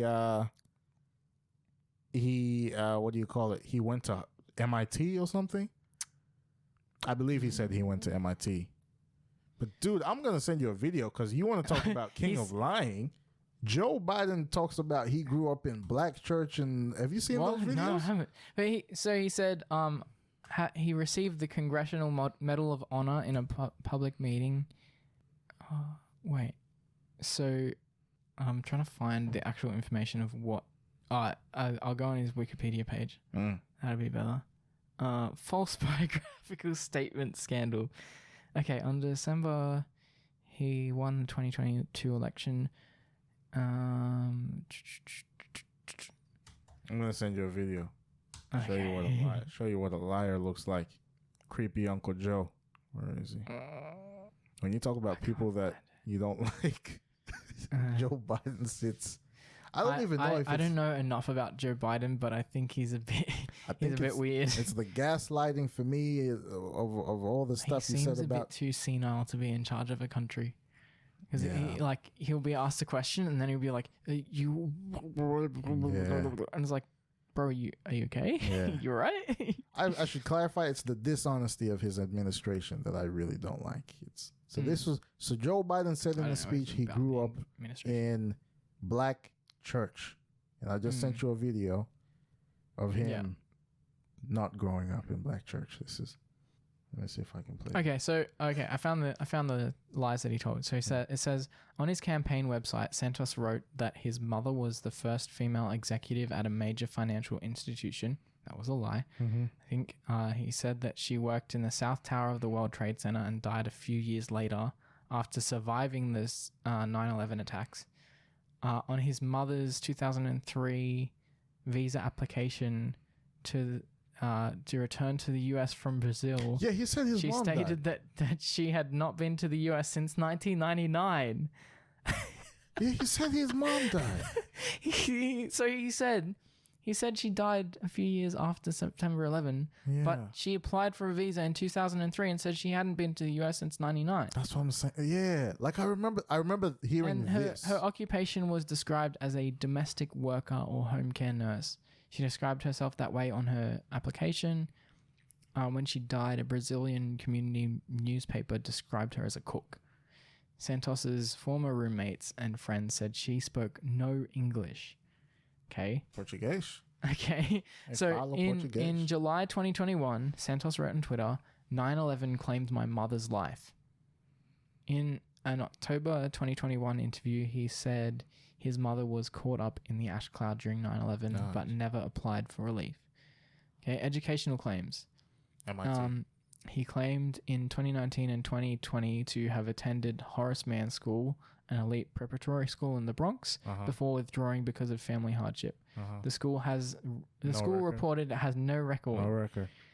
He falsely claimed to hold a bachelor's degree in finance and economics from Baruch College and to have graduated top percentile with 3.89 GPA. Damn. His claimed period of attendance overlapped with his time in Brazil. So how did you attend an American college while you were in Brazil? Through Zoom. He did it through Zoom. Yep. Okay. Yeah. Friends of his have recalled times when he claimed to be taking classes at Baruch but never seemed to study. In January 2023, Joseph Cairo said during a press conference that Santos falsely... We're back on George Santos, ladies and gentlemen. What did you say? So in January 2023, Joseph Cairo is the Republican Party chairman in Nassau County. He said that Santos falsely told him that he was a star player on the Baruch volleyball team as his link bridge supervisor had been, and that it had won the league championship. In a pre-election radio interview, Santos claimed that his supposed volleyball career led him to needing both knees replaced. He has admitted to lying about graduating from any college. He also claimed to have a Master of Business and an MBA from NYU, New York University, that he scored 710 on the Graduate Management Admission Test. Whole bunch of stuff he said. His employment and charity. Okay. He has used various aliases such as Anthony Zabrowski and Anthony DeVolder. A 2011 Wikipedia user page created under the latter name, Anthony DeVolder, claims the account holder acted in Hannah Montana and The Sweet Life of Zack and Cody. Okay. What else? He said that he had worked as a journalist for Globo, a Brazilian media conglomerate. They looked for his name on the organization's website but couldn't find it.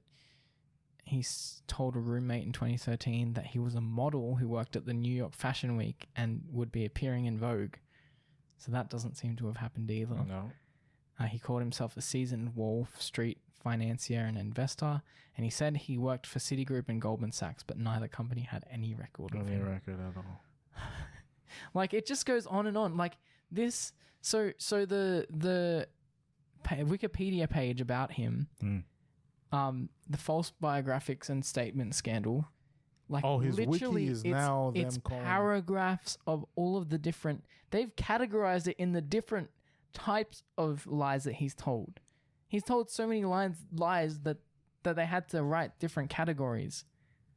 Like unverified claims to have been a crime victim, conflicting residential claims, false claims to employment and charity, educational claims, false claims about family, religion, and education. He said that he was Jewish, but he had no Jewish background.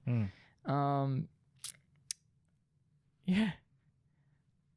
Crazy, right? All of them are doing it, man. Remember when Hillary said that she arrived in, where was it? Was it Libya? And then they had to like run out of the airport because there was like bombs and like bullets flying everywhere. Oh. Yeah, dog. The video comes out. She's like waving at people. She's doing all this, fixing her coat and stuff. I'm like, what? Where are the bombs at? Oh my gosh. Where are the bullets at? Imagine a politician being angry at another politician for lying. Dog, man. No, so Tulsi Gabbard, oh my gosh, she's amazing. She has I don't know if it's her show or if it's like an interim show on Fox News. And she called up George Santos. Kudos to George for coming up. She held his feet to the fire. She didn't let him say nothing. She was like, oh, okay, so what of this, what of that? And like that was my first time hearing of George Santos. Right. So I was just loving the fact that Tulsi was getting this man to sweat. And really, it's like I didn't even know what he said. So I was just bad, like, this is so bad. Oh my gosh. That's crazy, man. Dude. I feel like we haven't even gotten through half the things that happened, but I feel like how long have we been going? Like I think 3 close hours. to 3, yeah. Yeah. Look, there's been a lot of stuff. I haven't watched any of the shows. Like Last of Us came out, 90s show came out, Star Wars: The Bad Batch, Koala Man. Have you seen Velma? Mm-mm. It's a Scooby-Doo adult like grown-up cartoon spin-off. Is Velma the short orange glasses? Yeah. Yeah. But it's bad. Just don't watch it. It's not worth it. A few shows were cancelled. There wasn't. I watched one on Netflix. What? I really liked. I didn't expect to. It's What called did you watch? The Recruit. The Recruit. I didn't expect to like it, man. But kudos to them. It's by the guy from Black Adam and Fidel. I'm saying Fidel because I want to say it in a Spanish accent, but I think her name is Fievel something. I can find it for you right now and confirm. The Recruit. I'm looking it up on Netflix now. Recruit. Fievel Stewart. Yeah. That's Noah Centineo. Yeah, Noah Centineo. Yeah. So Fievel Stewart. So I think their chemistry in this show is amazing. I think they're really good actors. He was in To All the Boys I've Ever Loved Before. See. Good movie. Yeah. Very good. I haven't seen that, but my parents were watching it okay. a while ago.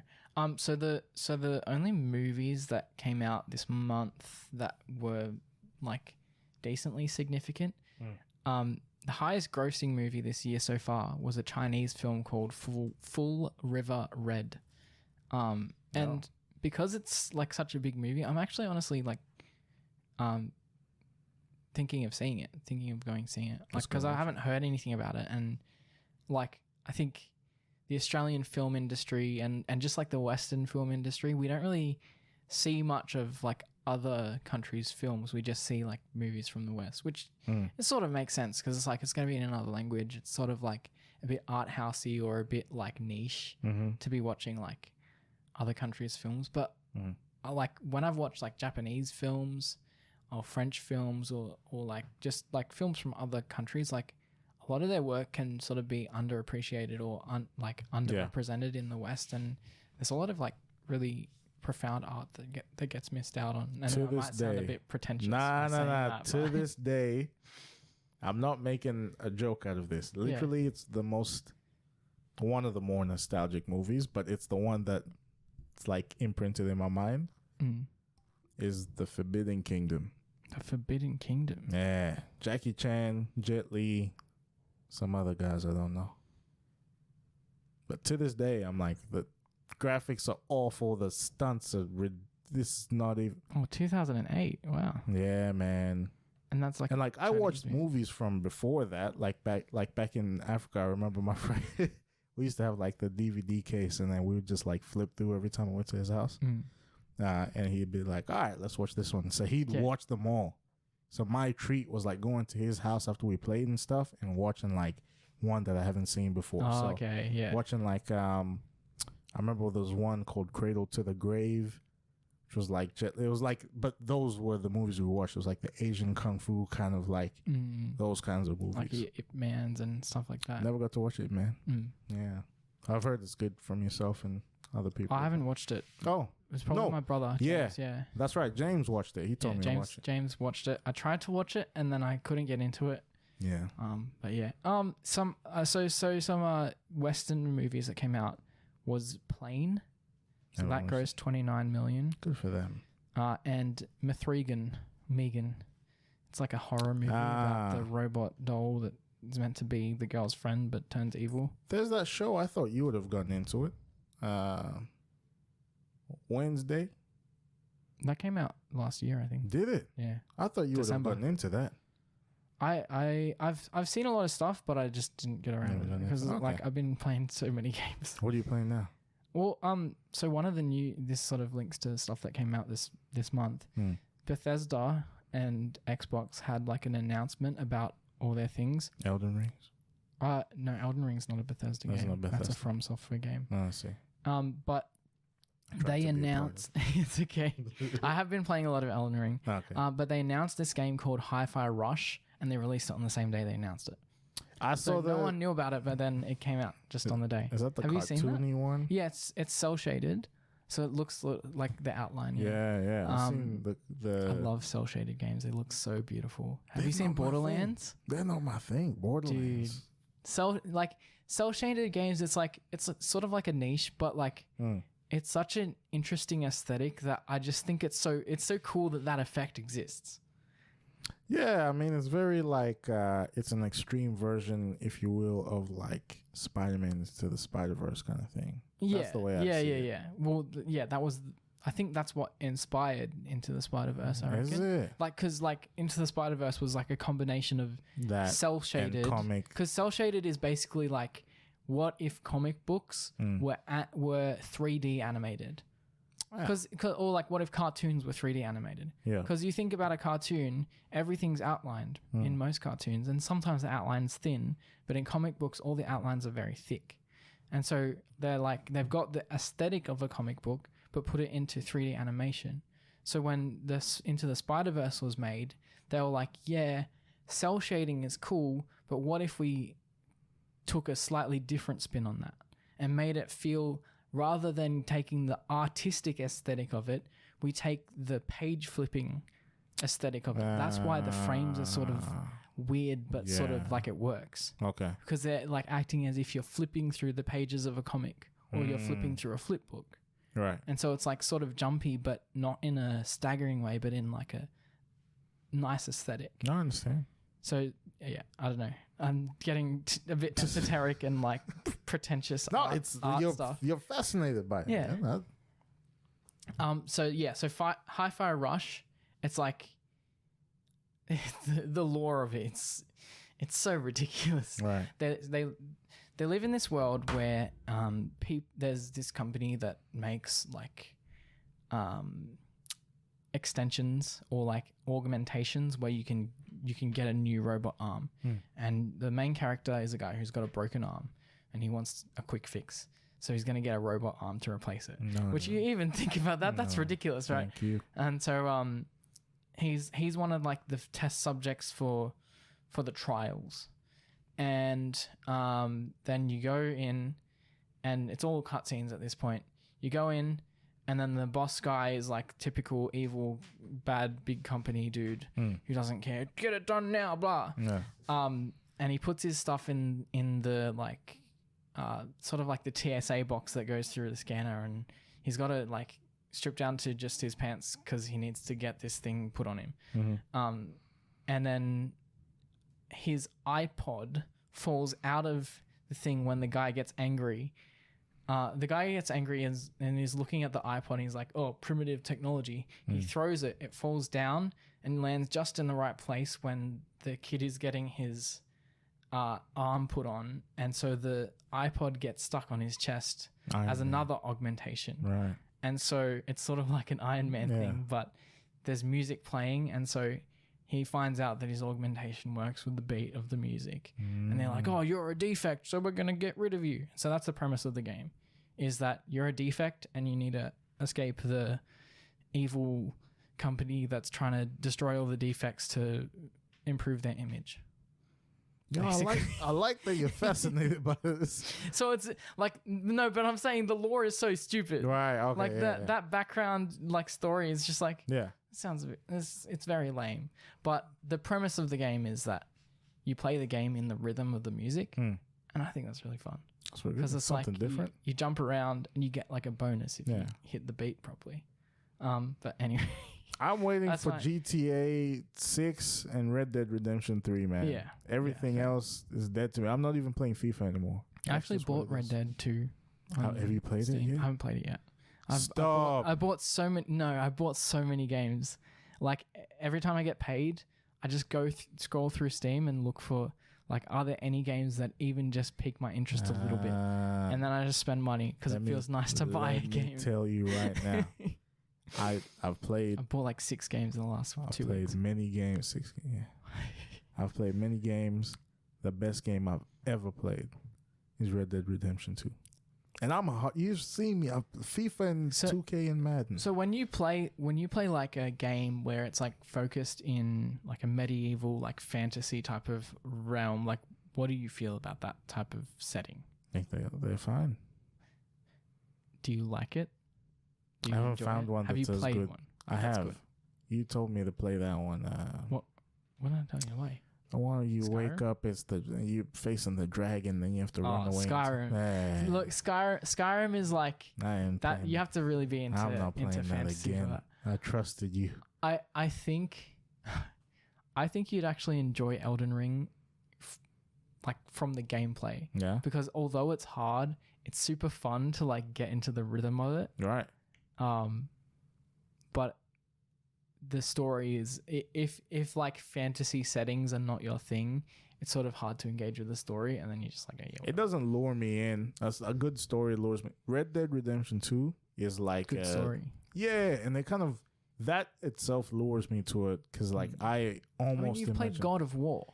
That's like a sort of I haven't finished the fantasy type of genre. Yeah, but like so it's like there's good fantasy stories, but it's sort of like mythological fantasy rather than like exactly high fantasy. Those stories, like for me, it's like the superhero aspect of God of War, but he's still this human being who, in a way. And then Red Dead, love cowboys. Yeah. The cowboy vibe. I don't know. Like I just imagine, dude, if I move to the States and I move to anywhere near the South, I imagine Tennessee or Texas being the two.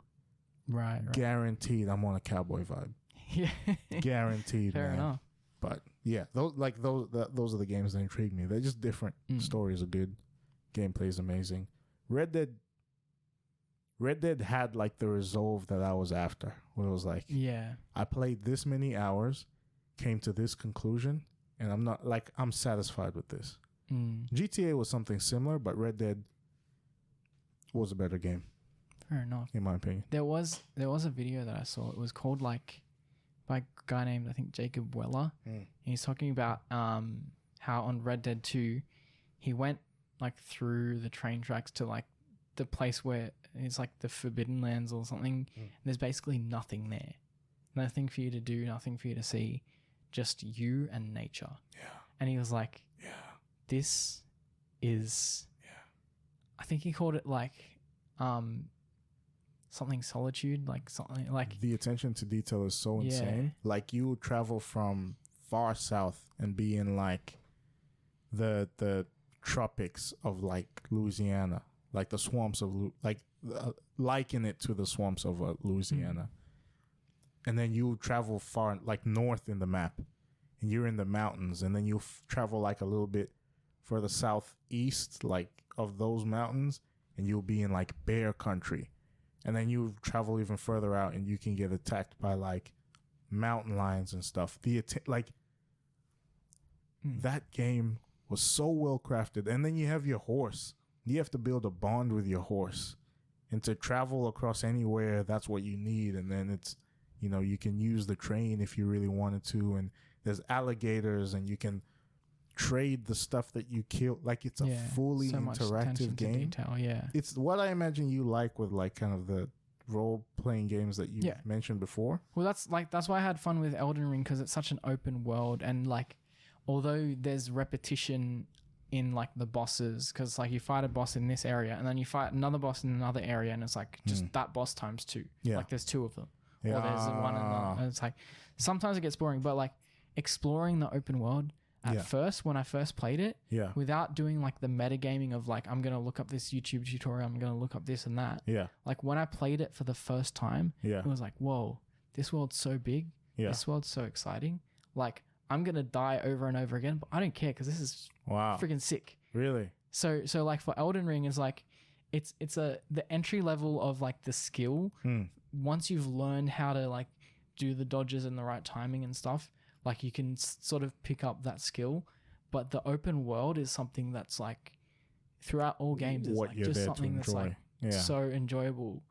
Whereas like Dark Souls, which is the games that they made before, that producer made before, it's just linear story. And so like having that open world, the same thing with Red Dead, is like just so much more beauty and like just being able to explore this world that they've created. Yeah. I mean, again, I emphasize the attention to detail. It's everything that game delivered. It's the soundtrack might be the best. Like I create playlists, and that soundtrack is like it's like the whole mood of this playlist that I created. It's like insane. But no, Red Dead, best game I've ever played. I'm looking forward to the next one in 2052. Yeah, so the guy's name is Jacob Geller. His video is called Artificial Loneliness. I just sent it to you, but yeah. It's like the soundtrack and just everything that goes together. It just makes I think like games can be real masterpieces when they're like that. Yeah, right. Like I've found playing Spider-Man, the attention to detail in that game, it's so fun. Yeah.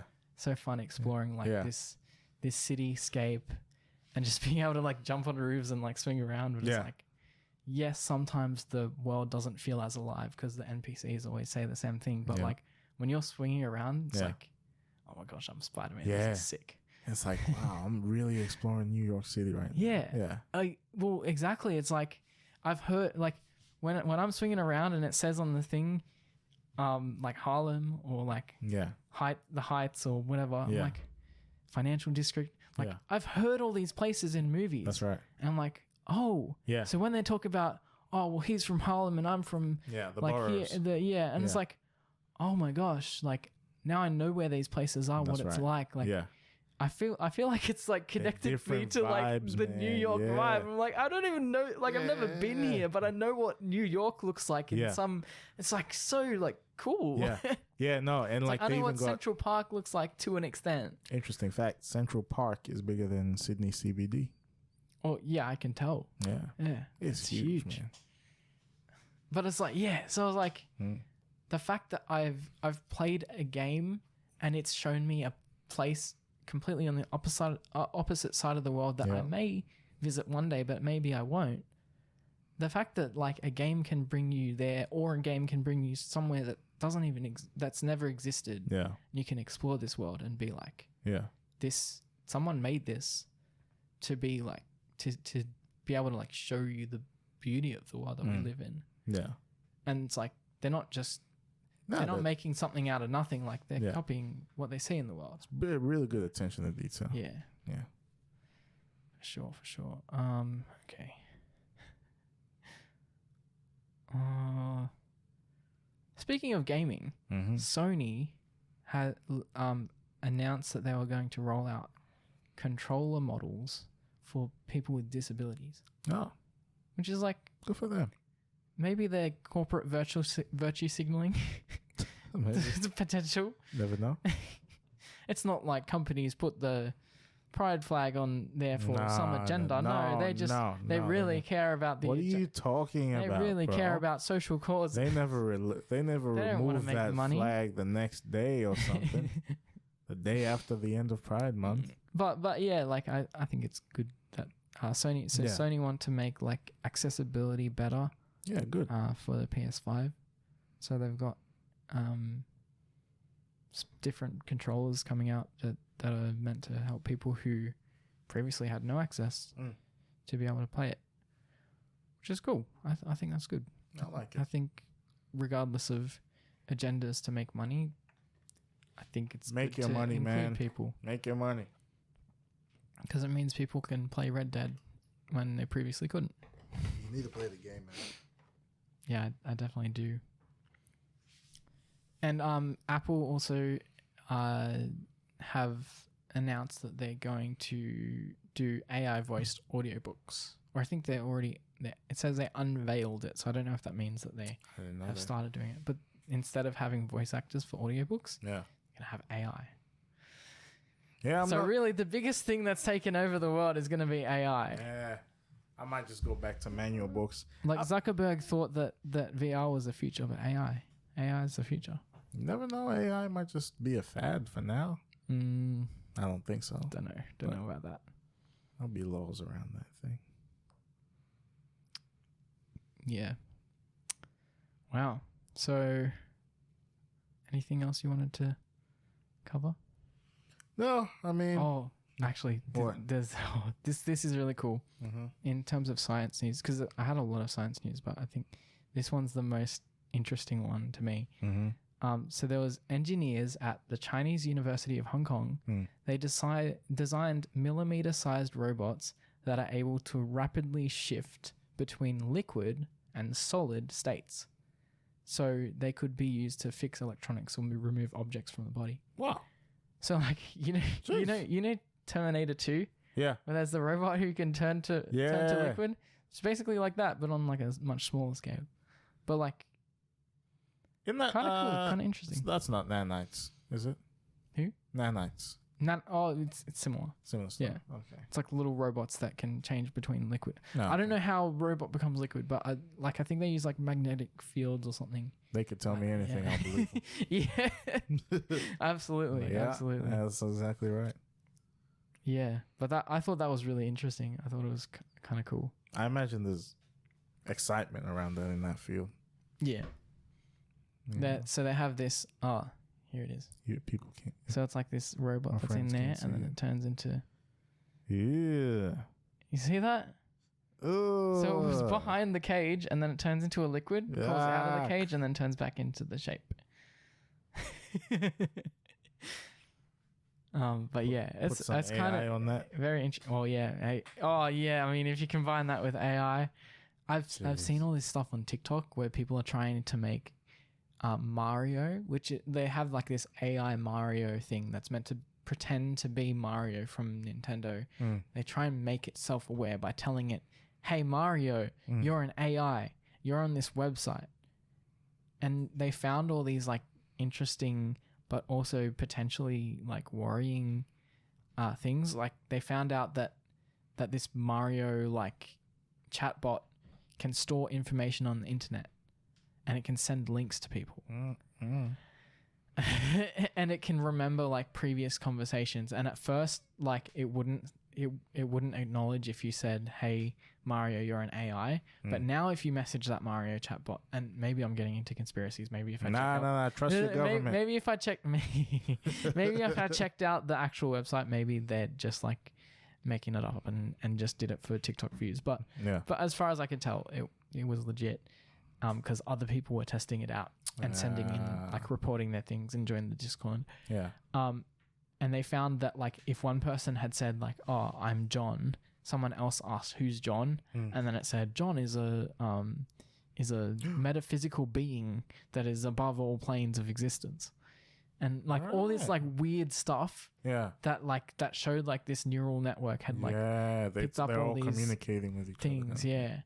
So I found that really kind of creepy. I absolutely trust that in the hands the government. Of government, this will be a very safe space where our information will not be digitally stored, nor will it come back to harm us in the future. AI is safe. I also absolutely AI trust is perfectly that safe. they have our best interests at heart. They do. And that they're looking forward to working cooperatively with us to ensure that we as citizens maintain our freedom. You look like you're reading off the screen, but you're not. I don't trust that damn thing. Everyone for themselves, man. They're out to get you. Nobody lies. Nah. Everyone tells the truth all the time. Especially government. Especially the government. Government always tells you the truth. There's nothing to worry about. They have your best interest at heart. I think the interest, like the thing that I always have, and maybe people can call me a centrist and say, "Oh, you bloody centrist," but like, I do think that a lot of issues like do tend to fall in a bit of a balance between the things. Like, I was listening to people reacting to a debate and going, going, if you want to defend your position on this, you need to be willing to bite some bullets. You need to be willing to concede your position, because if you're stuck on that and you push back on everything the other person says, then you're never going to come to a common ground, and you're going to be fighting over stuff that is not even the point of what you're... Yeah, exactly.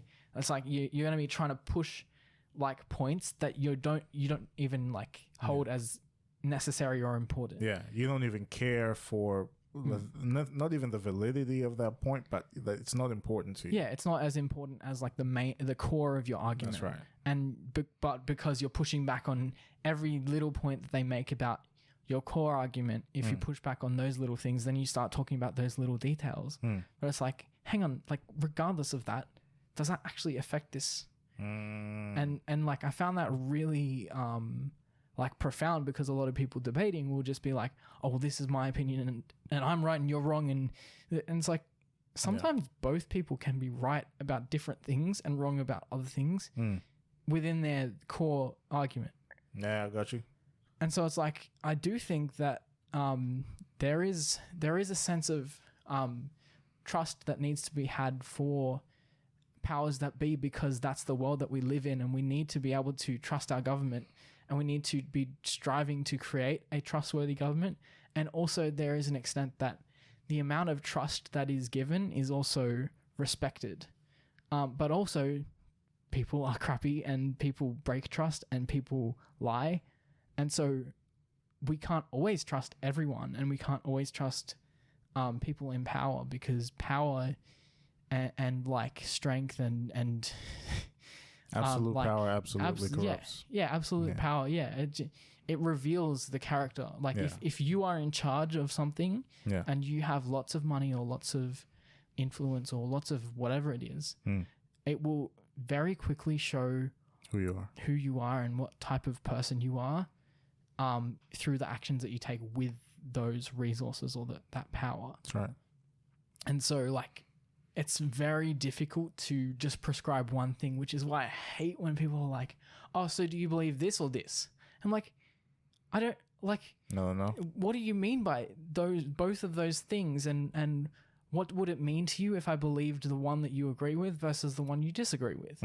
And how does that help us create a better society? Because if you ask me, oh, do you believe in taxes or do you not? It's like, well, like I think that taxes are helpful, but what do you mean by believe in taxes? Like I believe they exist, but like I think they have a role, but do I agree with the way that we're being taxed right now? Like it depends. Like and so there's a lot of stuff that needs to be nuanced, and we think too simply about things that we don't have any common ground.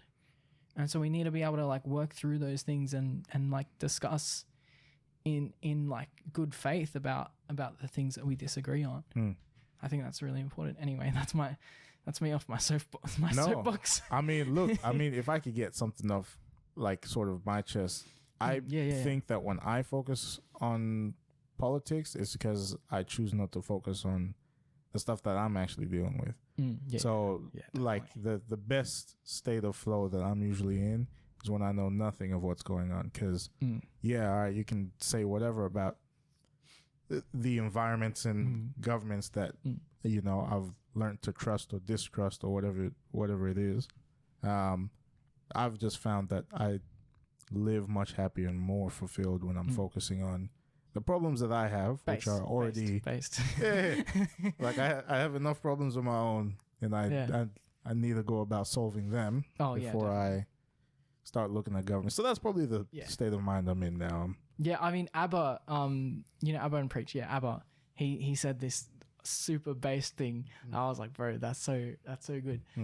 He was doing a call with Sneeko before he got banned, and he's like, he's like, I think people are so terminally online that they see all of the problems in the world and they see everything that's going on and they're like, oh my gosh, everything sucks and people suck and the world is falling apart and everything's going to hell and everything's messing up and all this stuff. And they forget to look at the community that they're in and the people that are around. Mm-hmm. And he was like, dude, I encourage you, go and serve some people, help some people out. Go and like feed people soup in the kitchen. And like Sneeko pushed back on it. Oh, how is like feeding some homeless guy some soup in the kitchen? Yeah.